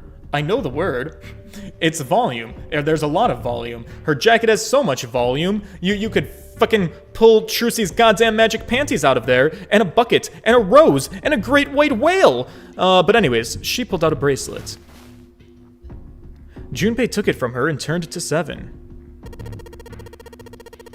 This was in the left hand of the corpse in the captain's quarters. If you look at it, you can see it's got a 0 on the face. Just to make this a little easier to talk about, I'm gonna call the guy that we found dead in the captain's quarters Cap. If Cap was really 0, I should be able to open the door 9 with just me, Clover, and his bracelet. 5 plus 4 plus 0 equals 9. But, most importantly, if you were Cap and this was your game, would you really put one of these bracelets on yourself? Well, let's just give it a shot. Clover, give me your hand. Okay. After he and Clover scanned their bracelets, he waved Caps over the scanner panel. Then he pulled the lever. However... Right. So, the 0 bracelet isn't actually the 0 bracelet. And we've established this in the past, too. The 0 bracelet is actually a 6 bracelet. It's almost like it's masquerading as a 0 bracelet. Which is interesting. I knew it. Now, what does this tell us? Maybe the bracelet has to be on your wrist in order for it to work. No, that's impossible. Did you see how the panel showed a 3rd asterisk when I scanned the Cap's bracelet? It doesn't matter if it's on your wrist or not. All you have to do is put the bracelet near the panel for it to register. 7 waved his bracelet in front of the scanner panel. Sure enough, a single asterisk appeared in the RED. Huh. Oh yeah, looks like you're right, Bobs. So then that means there's only one possibility. The bracelet isn't the number 0. Is that what you're saying? That's right. Well, then what number is it? Well, let's find out. Junpei scans the bracelet with this combination. Alright, so since we have the privilege of knowing that the bracelet is number 6 from a previous playthrough, let's see if we can speed run this. So Cap is 6, and Junpei is 5, 6, 7, 8, 9, 10, 11, 12, 13, no. I think we need 4 of us. 6, 7, 8, 9, 10, 11, 12, 13, 14, 15, 16, 17, 18, 19, 20, 20, no. 7, 8, 9, 10, 11, 12, 13, 14, 15, 16, 17, 18, no. 5, 6, 7, 8, 9, 10, 11, 7. Oh, it's 7. Jesus Christ. I'm so bad at math. Alright, 7, Junpei, and Cap. Wait, what? Yeah.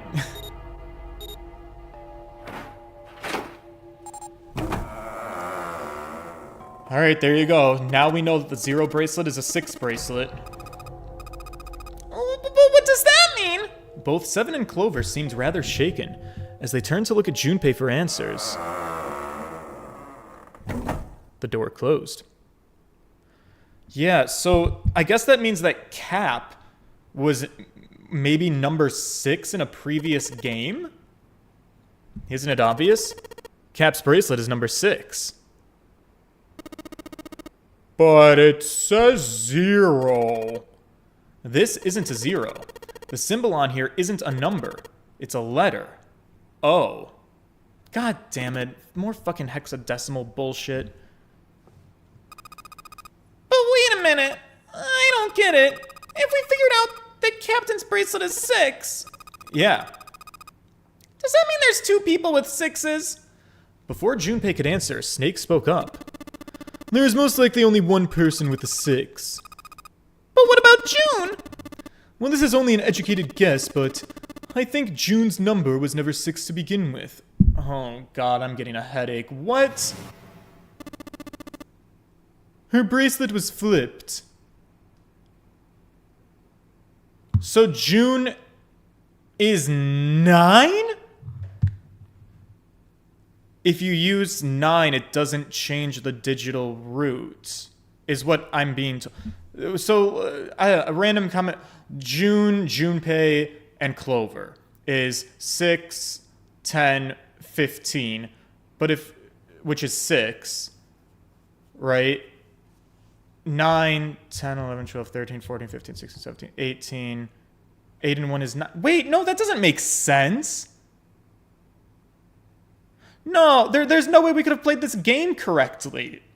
Right? Because we used her numbers. In other words, June's real number is 9? That seems most likely. No, because then what about the number 9 man? He opened the number 9 door. Or, sorry, he opened a door using his number as 9.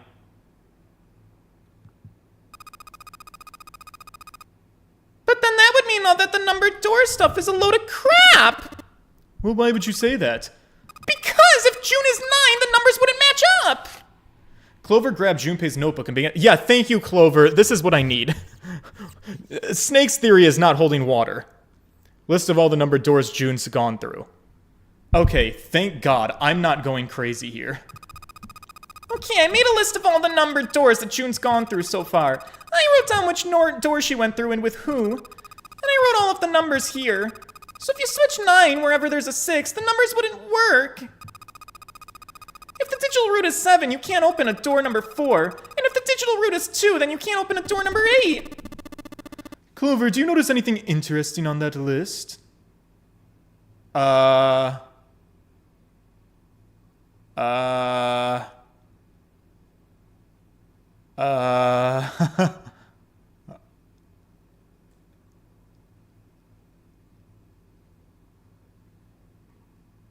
see that June was also always paired with Lotus and always paired with Santa. Is that what I'm supposed to notice?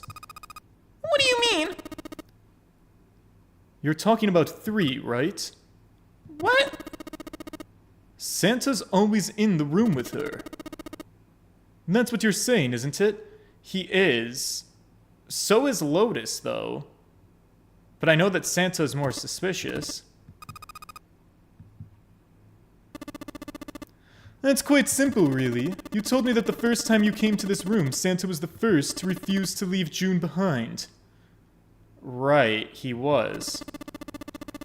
Now, doesn't that beg the question, why? Why would Santa do such a thing? I think the answer's rather easy. Because Santa can't open a 9 with only 7 in Lotus. 7. 8 and 7 is 15. 16, 17, 18. Of course, there's only one reason for that. His number isn't a 3. Santa's real number, 7, would you be so kind as to modify my sister's equations? Dude. I'm just... I'm sorry, this is getting a little bit ridiculous for me. Like, Snake is just literally changing the whole rules for all of these games, and everything's just working out perfectly. And what about our previous playthroughs? Has June always gone with Santa on every single room in all of our playthroughs? Is that correct? Oh, this is what you're getting at, right, Snake? He's 0. Yeah. And June is...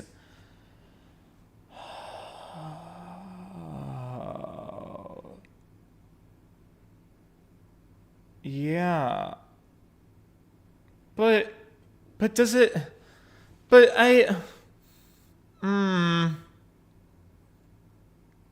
Yeah, using June is important. Fuck. I feel like I have to go back and see... Like, yes, clearly this playthrough, Santa made sure that June was with him in every door. But did he always make sure that he was in the right door with June? I have to, like, go back, and I have to, like, look at dialogue and be like, did Santa make sure that he was always using June every single chance he got? Also, what about, though, guy number 9? The 9th man opened his door. I guess I have to look back at that, too. Does that mean that he was also a 9, or does that mean that he was a 6? Because Ace stole his bracelet. It also means that Ace really wanted June's bracelet. Oh, God, this is getting real messy real fast. The 9th man's bracelet had to be a number 9, because Ace used it to yeet somebody in door number... But that person's bracelet might not have been a number 2 bracelet. Oh my God, all of the numbers aren't what the numbers are supposed to be. This is so confusing.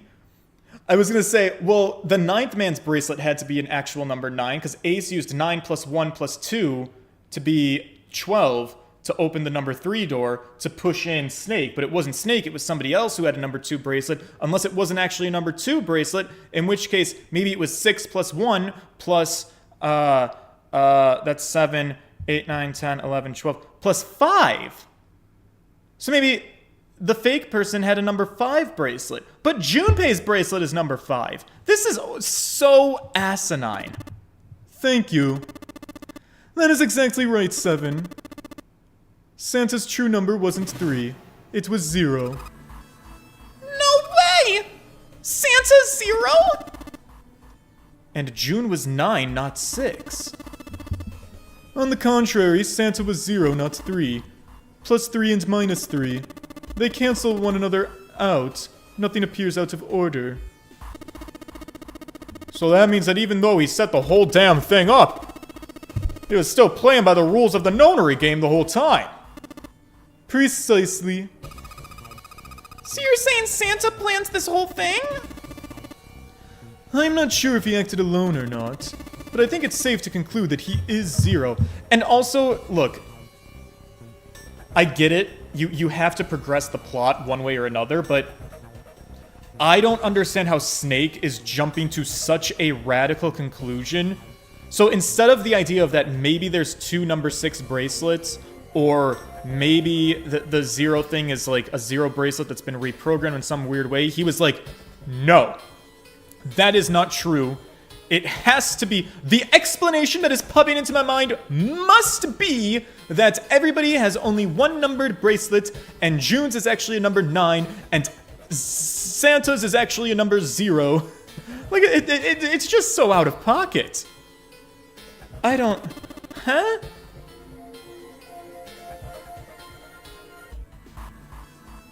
If my hypothesis is correct... Clover bit her lip. She seemed to have some difficulty believing her brother's explanation. Junpei remained silent and thought. Snake's hypothesis didn't satisfy him. June's bracelet was flipped? Even if that were possible, then there would have been 2 number 9 bracelets. Right, the 9th man. And if that were the case, there would have been no numbers... Anyways, that's enough talking. Let's go. It's high time we went through that door. Okay. Fuck me, I guess. I hope Ace hasn't killed Lotus. Door 9 opened. They leapt through. Jesus. The dead was directly in front of them as they came through the door. Quickly, they scanned their bracelets.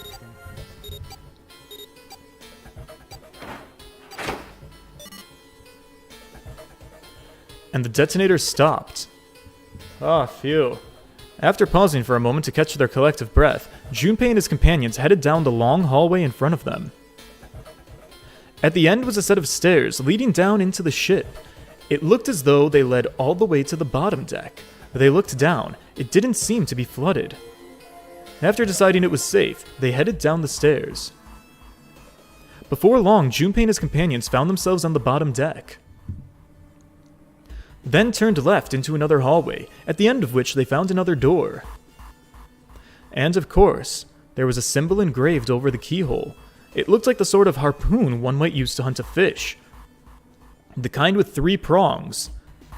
Snake traced the shape of it with his fingers. And this is the Neptune symbol. Yeah, I could have told you that much. Daddy Trident. There must be a key around here somewhere. The Neptune key. All Junpei had was the Uranus key card. Not the same planet, and not even the same sort of key. Clearly it wasn't going to open this door. After examining the door for a few more minutes, they gave up and headed back to the way they came. With a little more searching, they found a metal door.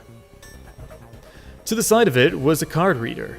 A symbol was engraved onto the card reader, and it matched the Uranus symbol on the key card Junpei was carrying. This is the place! He muttered to himself and slid the card through the reader. It beeped once, and the light turned green. With a heavy metal groan, the door creaked open. Junpei, Clover, Snake, and 7 looked at one another, nodded, and stepped through. The room they found themselves in was full of books. Ah, ladies and gentlemen, we have made it to the library. It looked remarkably like a library. Not the sort of library where large numbers of people came to read books. More like the sort of library that was simply a place to store books. He felt a little overwhelmed by the sheer number of books, but Junpei did his best to speak with authority. All right. If we want to get through that door out of here, we need the Neptune key. I say we split up and look for it. Okay. Very well. Oh, sure thing. Good. Let's get started then. We don't have a lot of time, so hurry. Alice sleeps in a small chamber past the forest of knowledge. As he began his search, for reasons he didn't fully understand, Junpei felt those particular words floating through his mind.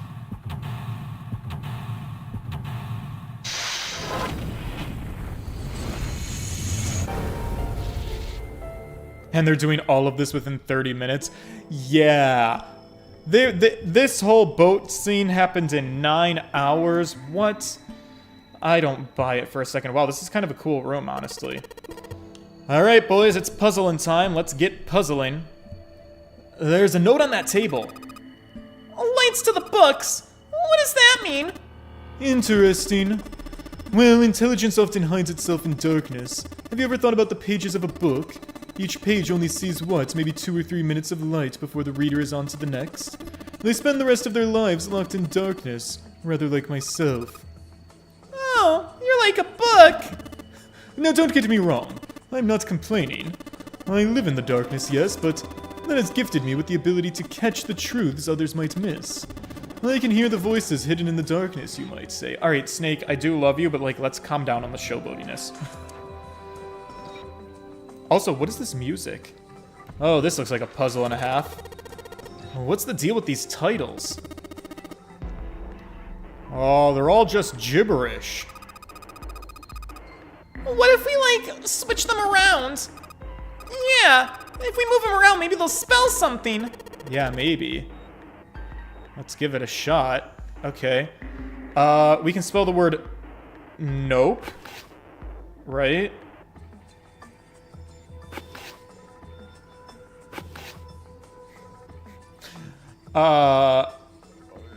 Is there another word we can spell? We can spell the word find. Whoops.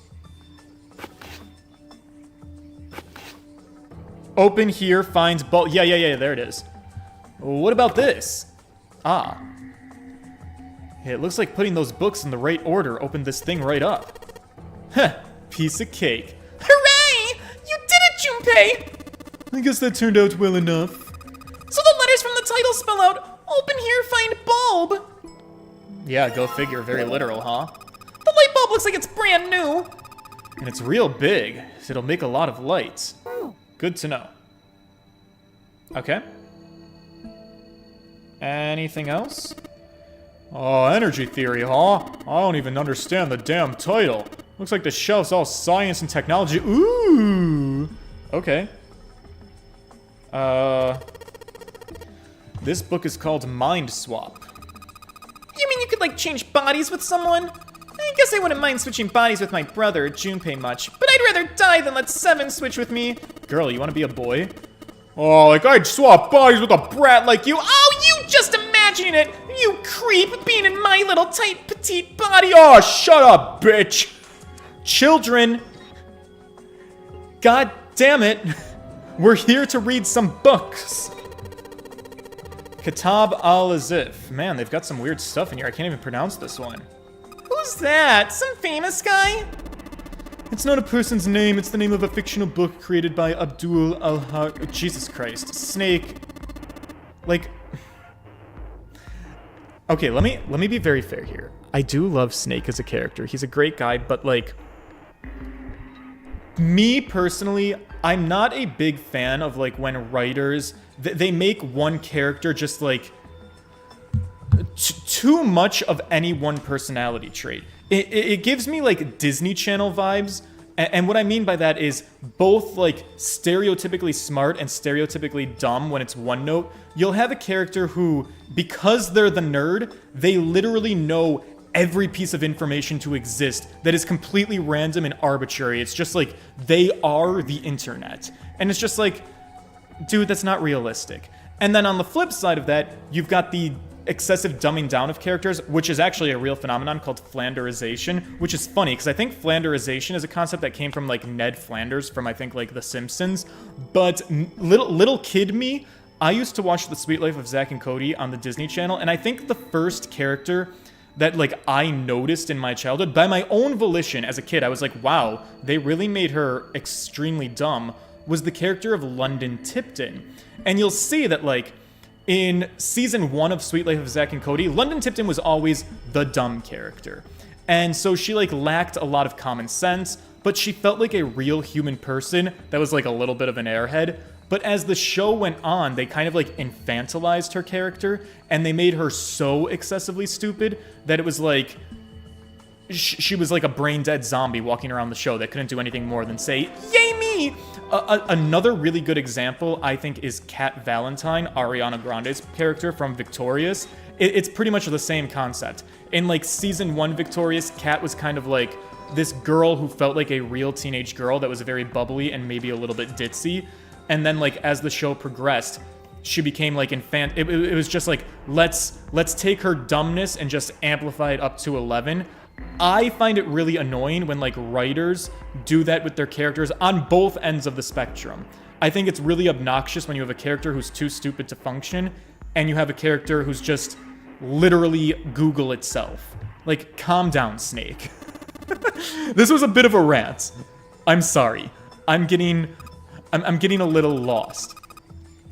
Oh, so these are all occult books and stuff, right? Right. This one says the golden rabbit and the moon on it. Does that mean it's about a rabbit that lives on the moon? Rabbits are pretty cute, but what's the moon stuff about? It's talking about the Judas tree that is said to grow on the moon. According to the Chinese legend, that is. Honestly, haven't any of you guys ever read a book before? Teletemperation. That word looks like telepathetic.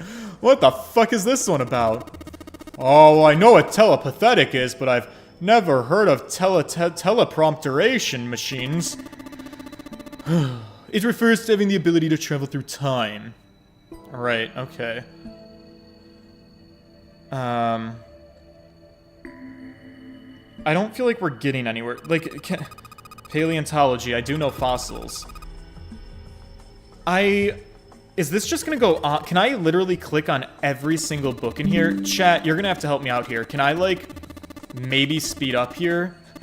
Is this just kind of for funsies? Because, like, is this just a section where the writers wanted to give us factual knowledge we can look up through the vessel of Snake, who is acting as our human Google? Because otherwise, I don't know what I'm doing here with the library. Maybe you should ask a human with a tail. Mankind's ancestors most likely lost their tails as they were no longer useful, and the nutrients required to grow them were better put to use elsewhere. That's what I read. I was rather young. I may have remembered it incorrectly. You did. The theory of evolution. Oh, good. Even I know this one. Yeah, me too. What does Snake have to say about evolution? That's the Darwin guy, isn't he? Yes and no. Charles Darwin wrote a book on the origin of the species. In it, he put forth his theory of evolution. Yeah, I remember that part. He called it natural selection. Exactly. Well, was there more to that? I thought he was gonna go on, because... Okay, fine. But yeah, Charles Darwin's evolution by natural selection. There are other ways to evolve. Natural selection is one mechanism of evolution. Alright, environmental protection. Just trying to make a joke. La-da-dee, la-da-da. Okay, oh my god, it's endless. There's shit all over the place here. Can I look at the paper, perchance? Oh, we did already. Lights to the books. Maybe I need to turn the lights off and shine a light or something? Did we already do this puzzle? That's the puzzle we did. Here's a big door. A shrine or a church or something. Okay. Right. We need to find the key with the mark of Neptune. Right. This is an intimidating room. Can we go downstairs?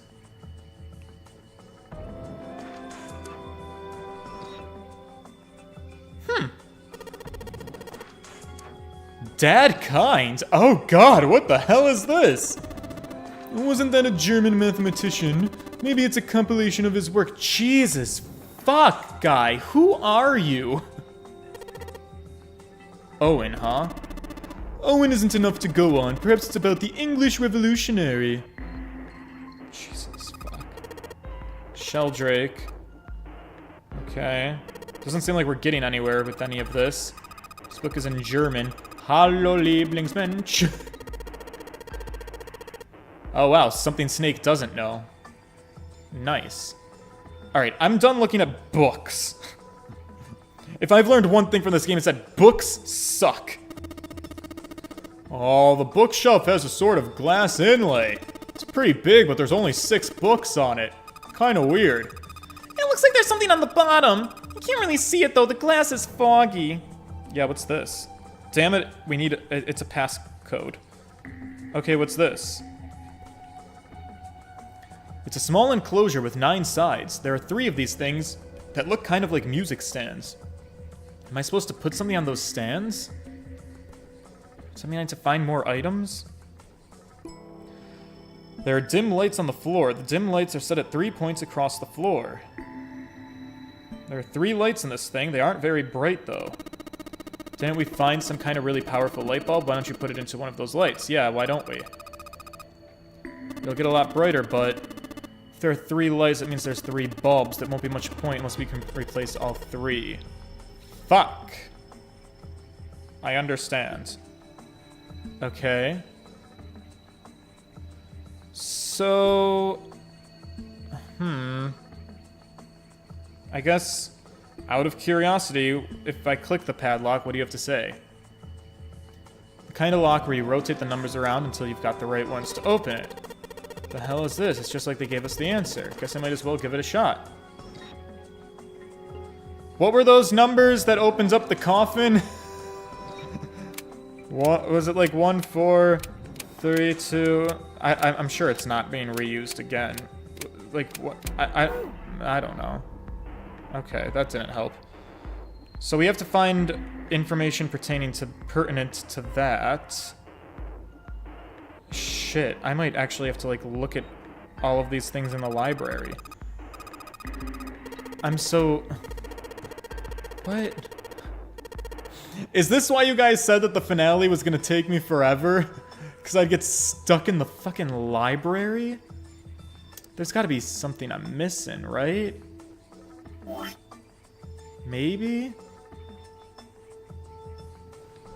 No, we've already been there. I can't even remember what we've looked at. Children's story about Native Americans.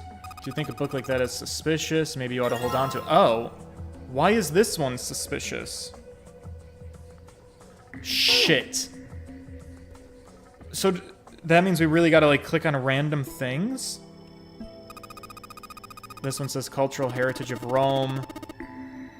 Okay. A history of Buddhism. Oh, Christ.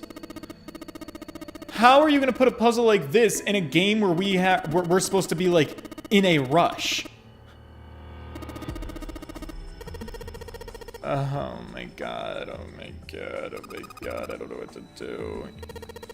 It's something like a fusion of Greek and Oriental culture. Great. Check this shelf. Anything suspicious here? Looks like that picture of a book from earlier, the one with the pop-ups. I think they're part of a series or something. I don't know. But okay, cool. We got another one. Okay. Ancient gladiators. What's this book doing here?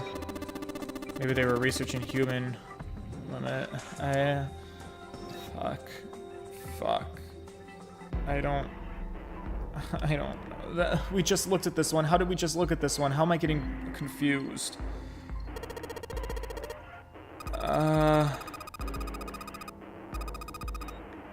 Yeah, something you guys should let me know, chat, in a spoiler way free. How much is left after the library? Because, like, if there's a lot left after the library, perhaps this will be our finale for tonight, and we will finish off tomorrow. Something hidden behind the books. Is that this? Oh, good, we got a second light bulb. Great, grand. Now I feel like we're making progress. It's like 1 hour after this. Oh, if it's like 1 hour.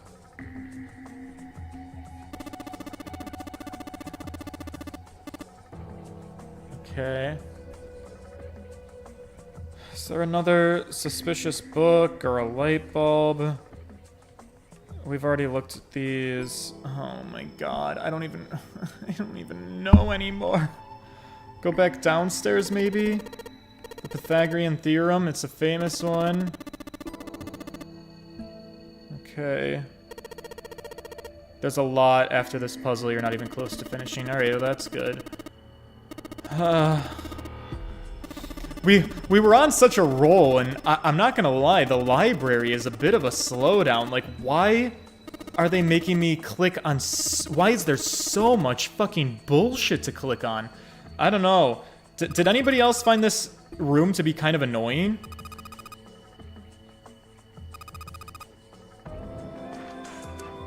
Check the lock again. Okay.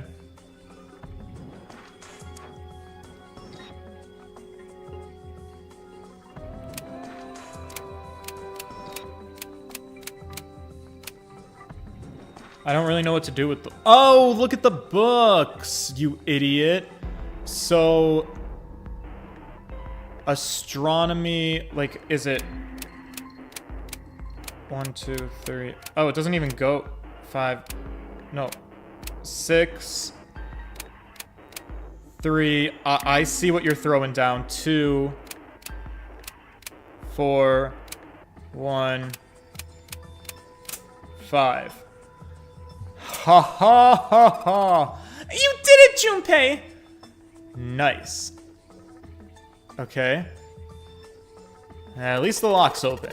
Let's see if we can get it open, alright? Okay. 6 books seem to be pointing at the cylinder. Right, okay. And we've got our third bulb. This is promising. Nice. I'm worried that we might need 3 books. We only have 2. Alright, so there's 3 lights in here. I'm gonna change these bulbs. Now they should, yeah, they're nice and bright. The light bulbs really make a difference. It's pretty bright in here now. Unfortunately, I think we need more books. It's a small enclosure with 9 sides. There are 3 of these things that look kind of like music stands. Am I supposed to put something on those stands? I think he's supposed to put the books on them, but we don't have 3 books. Right? Native Americans. Take a look at this one. Maybe it's got some... Oh! What? Oh, it's gonna be a shadow of things. There's a baseball in this one. Let's see what's in this one. I'm gonna say it's probably a baseball... Whoa! Oh my god, it's head. It's a pop-up book! Right. Okay, I'm still assuming that we need 1 more.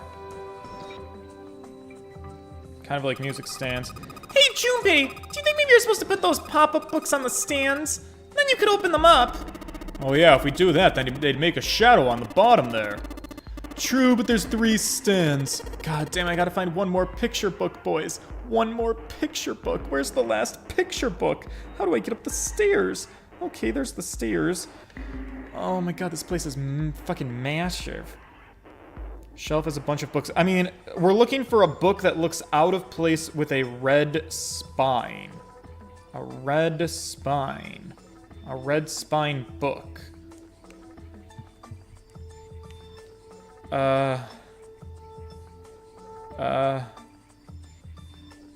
Full of books on science and tech.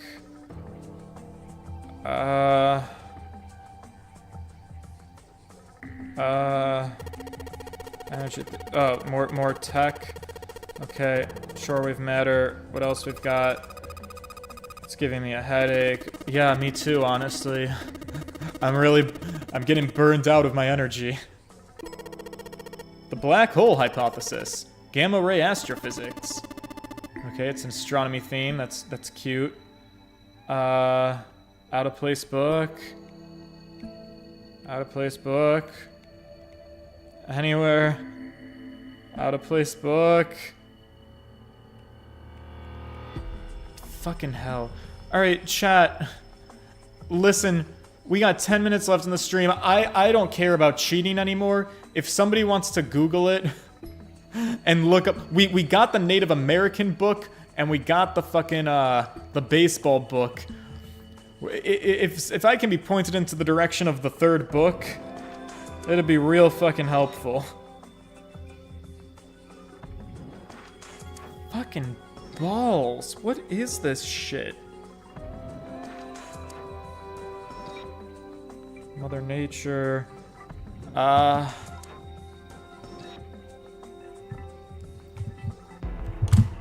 Maybe I'll do a little cheating. This is just obnoxious. Were the other two books children's books? Yeah, they were.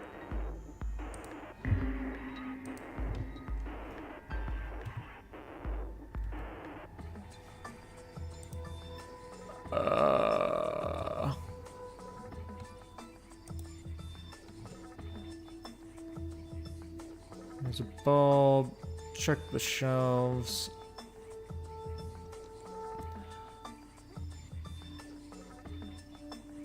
Take a closer look at this. From point E, I don't even know what these points are. What?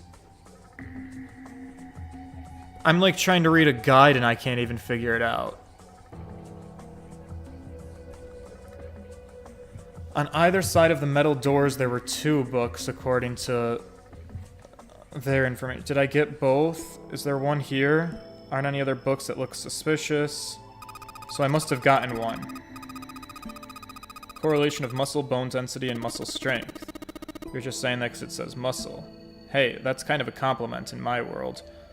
Was there one? These books all seem to be about whatever. This book's called History of the Medieval Period. This book's called that. This book's called Creatures. This book's called Cultural Heritage. This one's called History of the Western Worlds. I assume it's about European history. Just gonna leave it at that. Snake. Fuck. Look at this. This book's called Greek Mythology. Damn, that's huge. Can't imagine anyone's read the whole thing. Pretty sure it would just put me to sleep. Found in the bottom right section of the left shelf on the right side of the lower level. Lower level. Right side. Wait, no, hang on. What is the right side of the lower level? Bottom right section on the left shelf. Down here? Riemann hypothesis. No. Bottom section. Okay. We'll click on the bottom sections. Well, we just did. Okay. Hang on. Let's go to the right. Oh my god, is it this? It's not. Wait. Modern Japanese literature. It has a red spine. Is it this one? Uh-huh. Uh-huh. Uh-huh. Uh-huh. Yeah. I apologize. Their arguing is funny to me, but oh, for the love of fuck, we got it. Okay. Magic wand. Open it up. I'm sorry.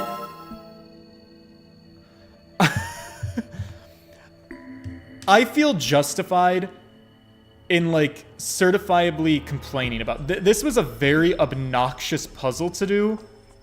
It wasn't even really a puzzle. It was like a click on the entire library and try to find books. And it's so weird to me that they purposefully chose to put this in the end game, like the late stage end game, when you're like, you just found out that Santa's 0. You're like, holy shit, Santa is 0. Holy shit, he's with my girlfriend June. Holy shit, we gotta go find him. Before you do all of that, here's a whole library. Have a clicking spree galore. I don't know, did anybody else who's played this game before think that this was like really stupid to have this in here? Am I just being salty? Maybe I am. But I don't know. I did not enjoy this room at all, which is a shame because I do like libraries, but I thought that was just it's like there wasn't even anything to figure out. It was just really obnoxious clicking around the room trying to find these 3 fucking books. I don't know. I thought it was stupid. Sheldrake 5. Awesome! It looks like it worked! Oh, way to go, Junpei! Good job, bud! There's something projecting onto the bottom! These letters, they seem familiar. Don't they? Sheldrake 5. Okay, thank God. That's a clue. I know it. Yeah, I think the rest of his collection was around here. Yeah, it is around here. I saw it. Okay. Seven and Clover walked off, leaving Junpei and Snake behind. Have you heard of him? Sheldrake, I mean. Junpei grinned. Yeah, I did. Lotus told me all about him. There's a British biochemist named Sheldrake. He had a rather interesting theory. The theory of morphogenetic fields, which relies on the theory of morphic resonance. Oh, really? From Lotus, huh? Well, Clover also said something to me about that stuff. She did? Yeah, what was it?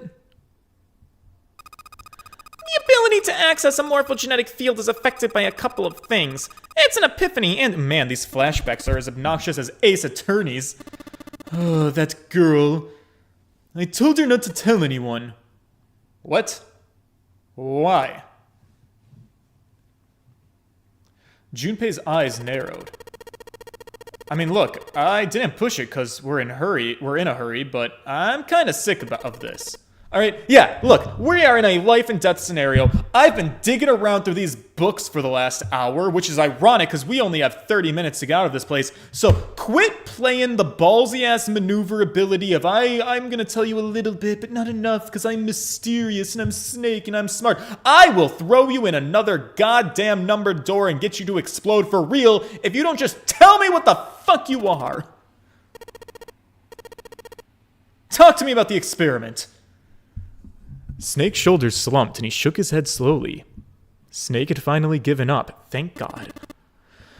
Alright, fine, you seem like you don't want to let this go.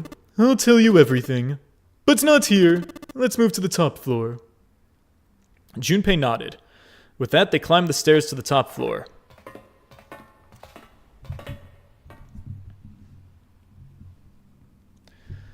Snake was silent for a moment after they arrived, then finally crossed his arms and spoke. I suppose I might as well by start telling you why I kept quiet and why I made sure Clover did as well. To be honest, the explanation is quite simple. Zero told me not to. I had little choice. He didn't walk up and tell me, of course. He gave me a message engraved on a card. Snake reached into his sleeve and pulled out a small, stiff piece of paper. It looked a good deal like the one that he'd shown everyone at the central staircase. So you had 2 cards? No, only one. Huh? What do you mean? It was written in Braille, so we wouldn't have been able to read it. I thought the card just had some rules for the notary game on it. Well, yes, it did. And those were the rules that I read to you. However, they were not the only thing on the card. There was something I didn't read. Well, perhaps I should say there was something I couldn't read. Tell no one of the events that took place 9 years ago. Tell, and I will activate your sister's detonator. Oh. Well. Do I feel a little guilty for forcing you to tell me, then? I see that the stakes were high for you. Snake nodded. But what about Clover? Did she get a message from Zero too? I don't believe so. But doesn't that strike you as strange? That Zero would shut my mouth, but not hers. Yeah, that does seem a little weird. To be on the safe side, however, I told her it was best not to tell anyone. But still, apparently, she told you. That girl. What's wrong with her telling me? I mean, I figured some stuff out by the things that she told me. I mean, it looks like the whole activator-detonator thing was just a bluff. I mean, shit, look, she's prancing around downstairs happy as a clam now that you're back. Snake glanced down at Clover and Seven, examining one of the bookshelves. That is very true. I have decided I can trust you, so I've decided to tell you the truth. The chance that Santa is Zero is very high. I feel I can assume Santa doesn't have the time to observe us at the moment, and at any rate, even if he were, I very much doubt he would kill us. Why's that? Clover told me about the four-leaf clover, about the words. If he knew about that, it means he was in my group during the first experiment. I'm sure of it. He wouldn't kill us, no matter what the situation was. Snake paused and cocked his head, as though he were listening to something very far away. His face looked dark, as though something was weighing on him. Snake. Junpei wasn't quite sure what to say. Snake turned around and looked at him. Yes, I know. You want to know what happened during the experiment. Yeah, kinda. Well, how much do you know? I mean, next to nothing about specific details, so whenever you're ready, I'm happy for it. June replayed everything Clover had told him. Yes. Yes, sir.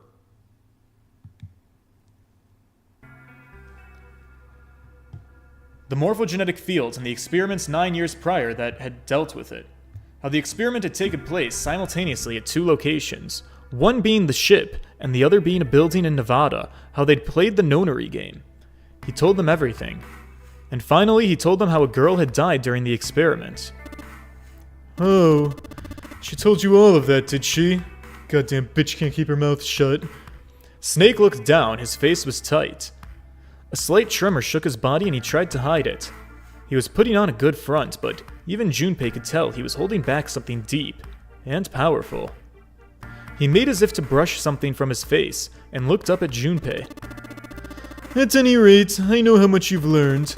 All that remains for us to determine is who did this and why, right? Yes. Can you tell me what happened? Snake nodded slowly. The people who organized the initial experiment were from a company called Cradle Pharmaceutical. There were 4 of them running the show. Gentaro Hongao, Nagisa Najisaki, Teruaki Kubota, and Kagachika Musashido. I am so sorry.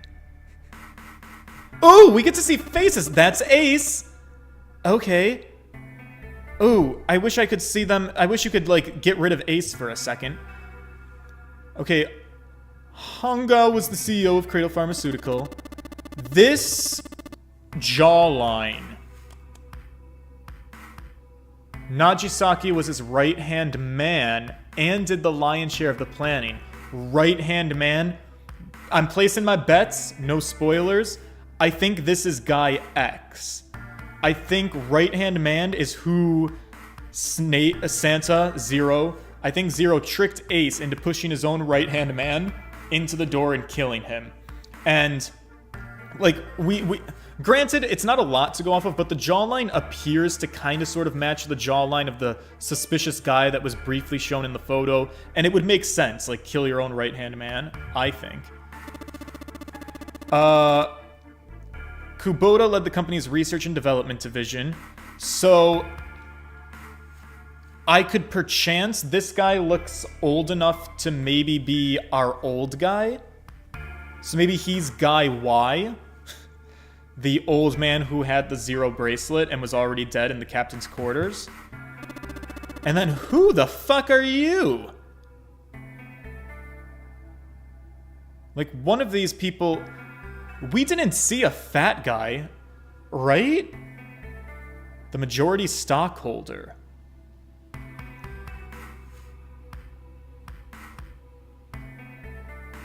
The captain was not thick, right? When we were in the captain's quarters, I guess I didn't fully look at his face certainly wasn't this thick and fat.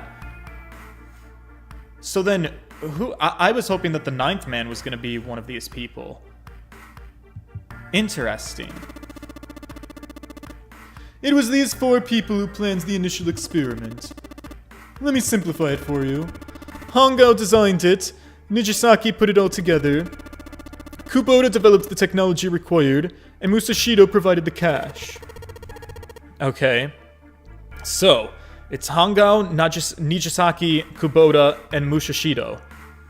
Junpei couldn't shake the sense that he had heard those 4 names somewhere before. Of course, more than 4 people were required to conduct an experiment of this scale. To that end, they organized a top-secret team to assist them with their research. All in all, they gathered 10 people or so.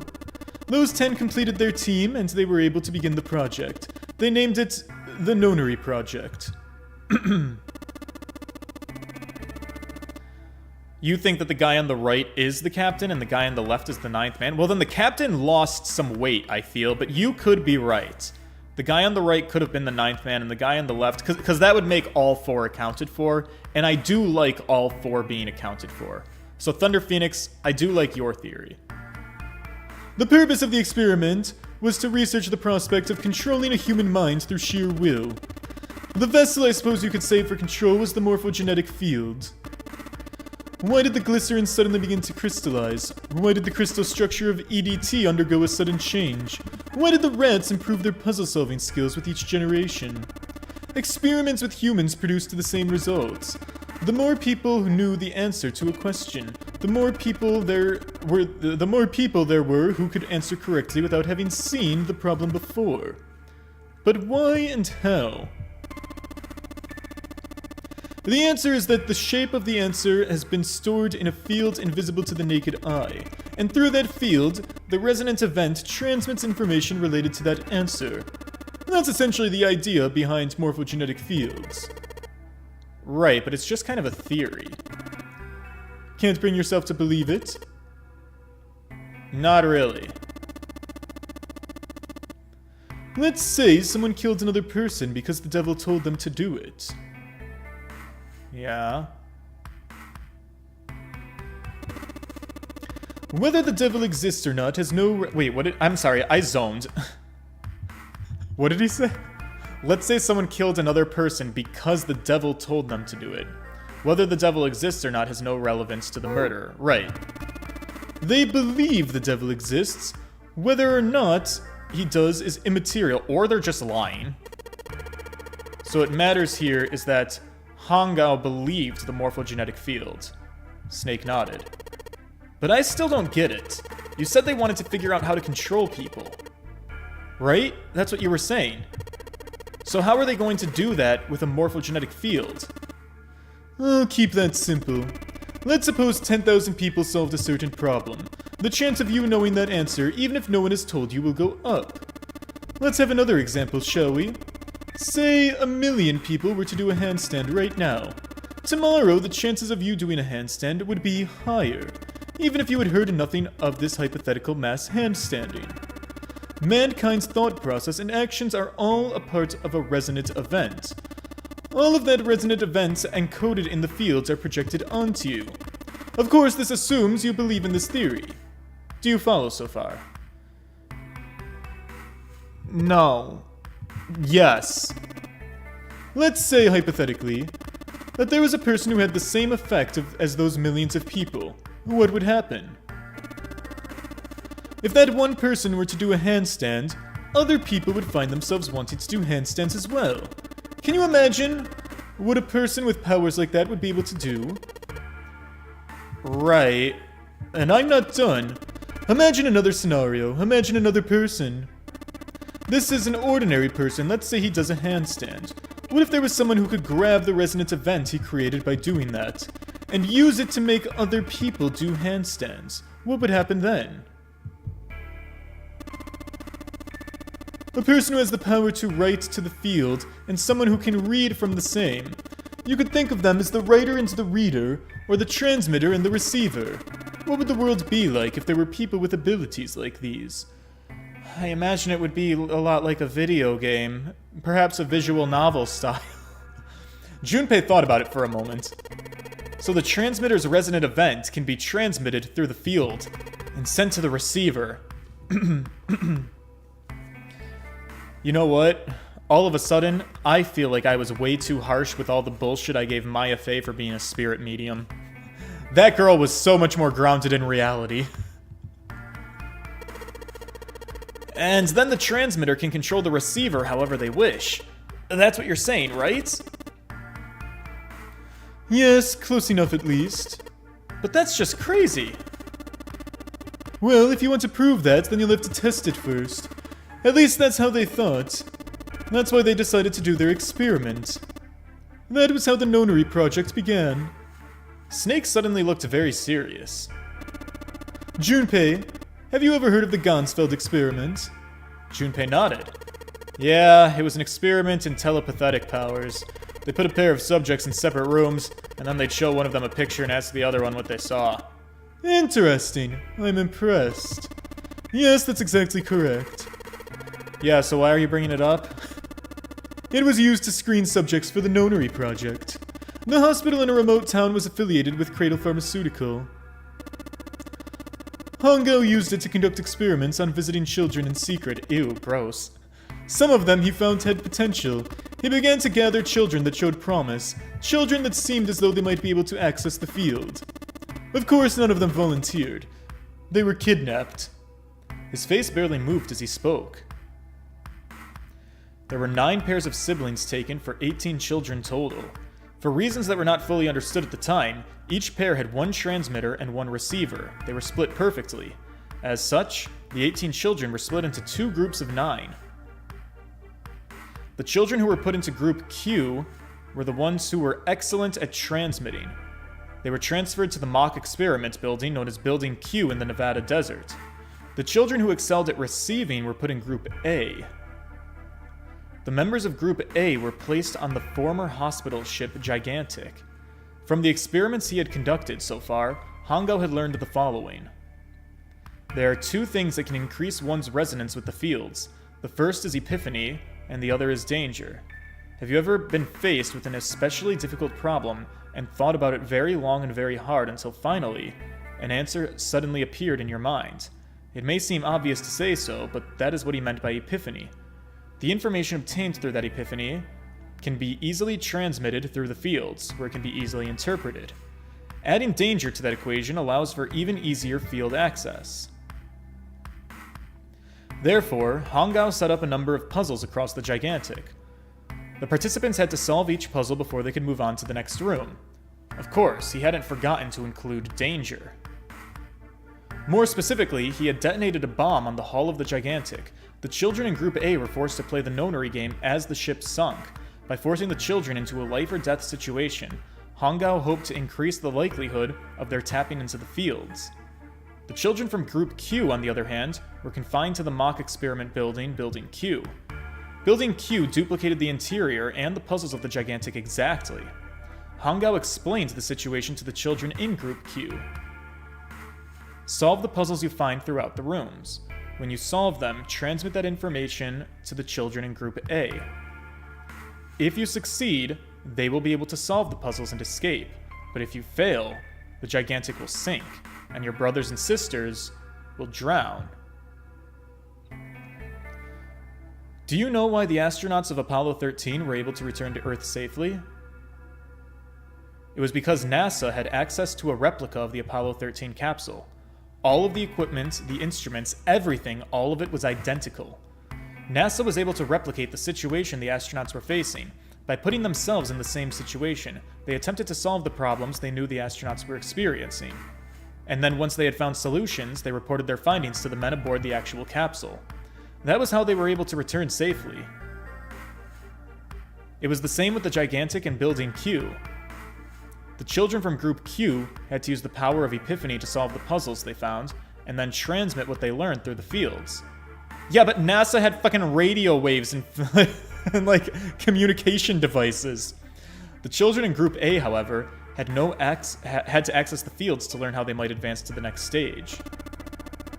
That is the simplest explanation I can manage. Jesus. His half-hearted attempt at derision served only to show how much the story had affected him. Just as Junpei was about to speak. Oh, hey, Junpei! Snake! How much longer are you two gonna sit around on those bony asses you got? Get down here already and talk to a man! Snake took a deep breath and blinked rapidly, as if just waking up from a long nap. He's right. Let's go, shall we? We don't have much time. We need to get out of here and soon. Snake headed for the stairs, but Junpei put out an arm to stop him. Hold it, mister. There's one more thing I gotta ask. Are you sure that there were 18 kids? Why? Because I thought it was only 16. Oh yeah, that's what they said on the news, wasn't it? It is. The news did say 16, but there were 18.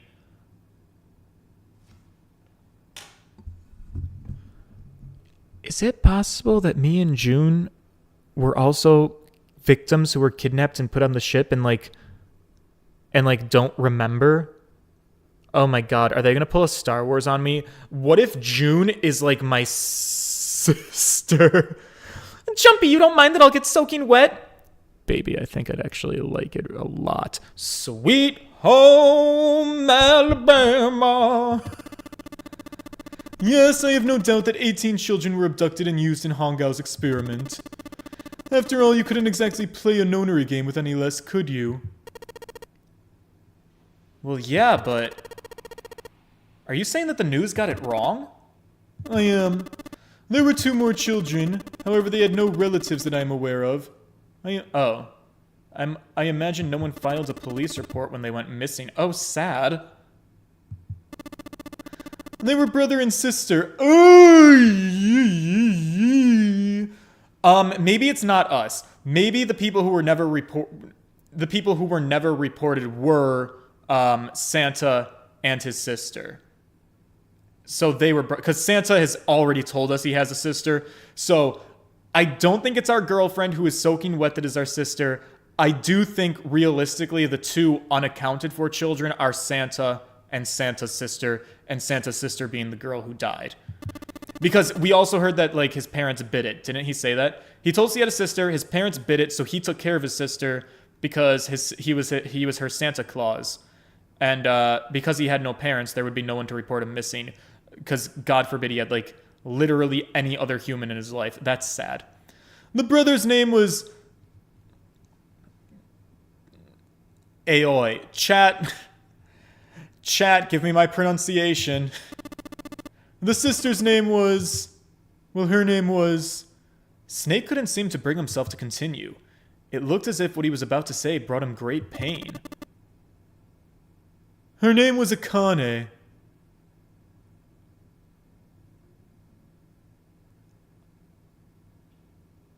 Oh. Owie?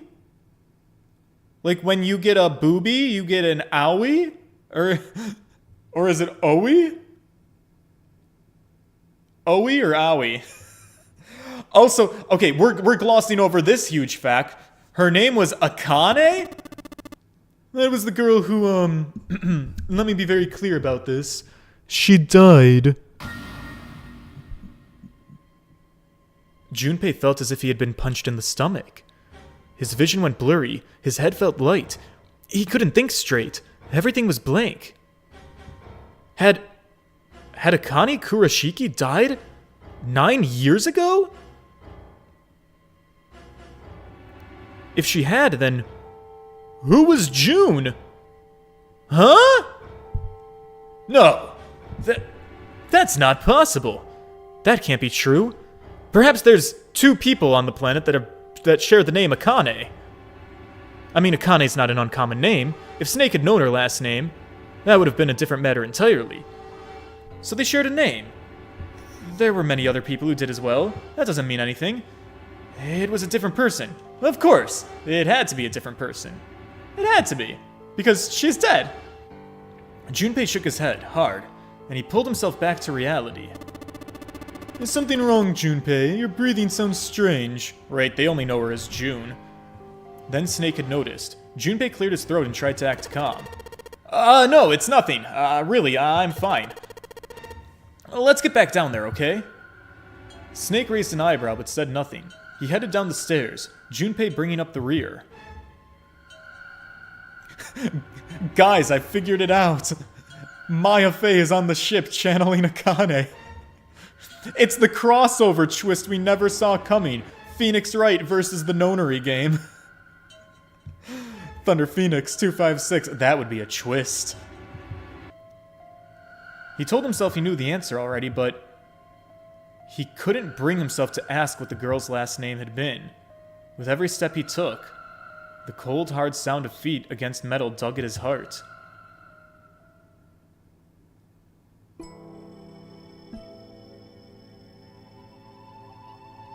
Well, that was a lot to unpack. I think we will sit and process that, and we will get out of this room in the next one. We're gonna save. Like, that's some good heavy information to sit on. You guys have seemed to have made it clear that I cannot, there's no chance of finishing it this time. So perchance, maybe we will be able to finish this ending tomorrow. We will continue with our true ending run. See where it takes us after the library. I assume we just have to get that book number 5 from that guy. And hopefully that'll be close to the end of this puzzle. Maybe it's not. We shall see. But if you guys could leave a like on the stream, the engagement is super helpful. Thank you for hanging out with me this evening. And I will see you guys in the next one. Toodles, boys!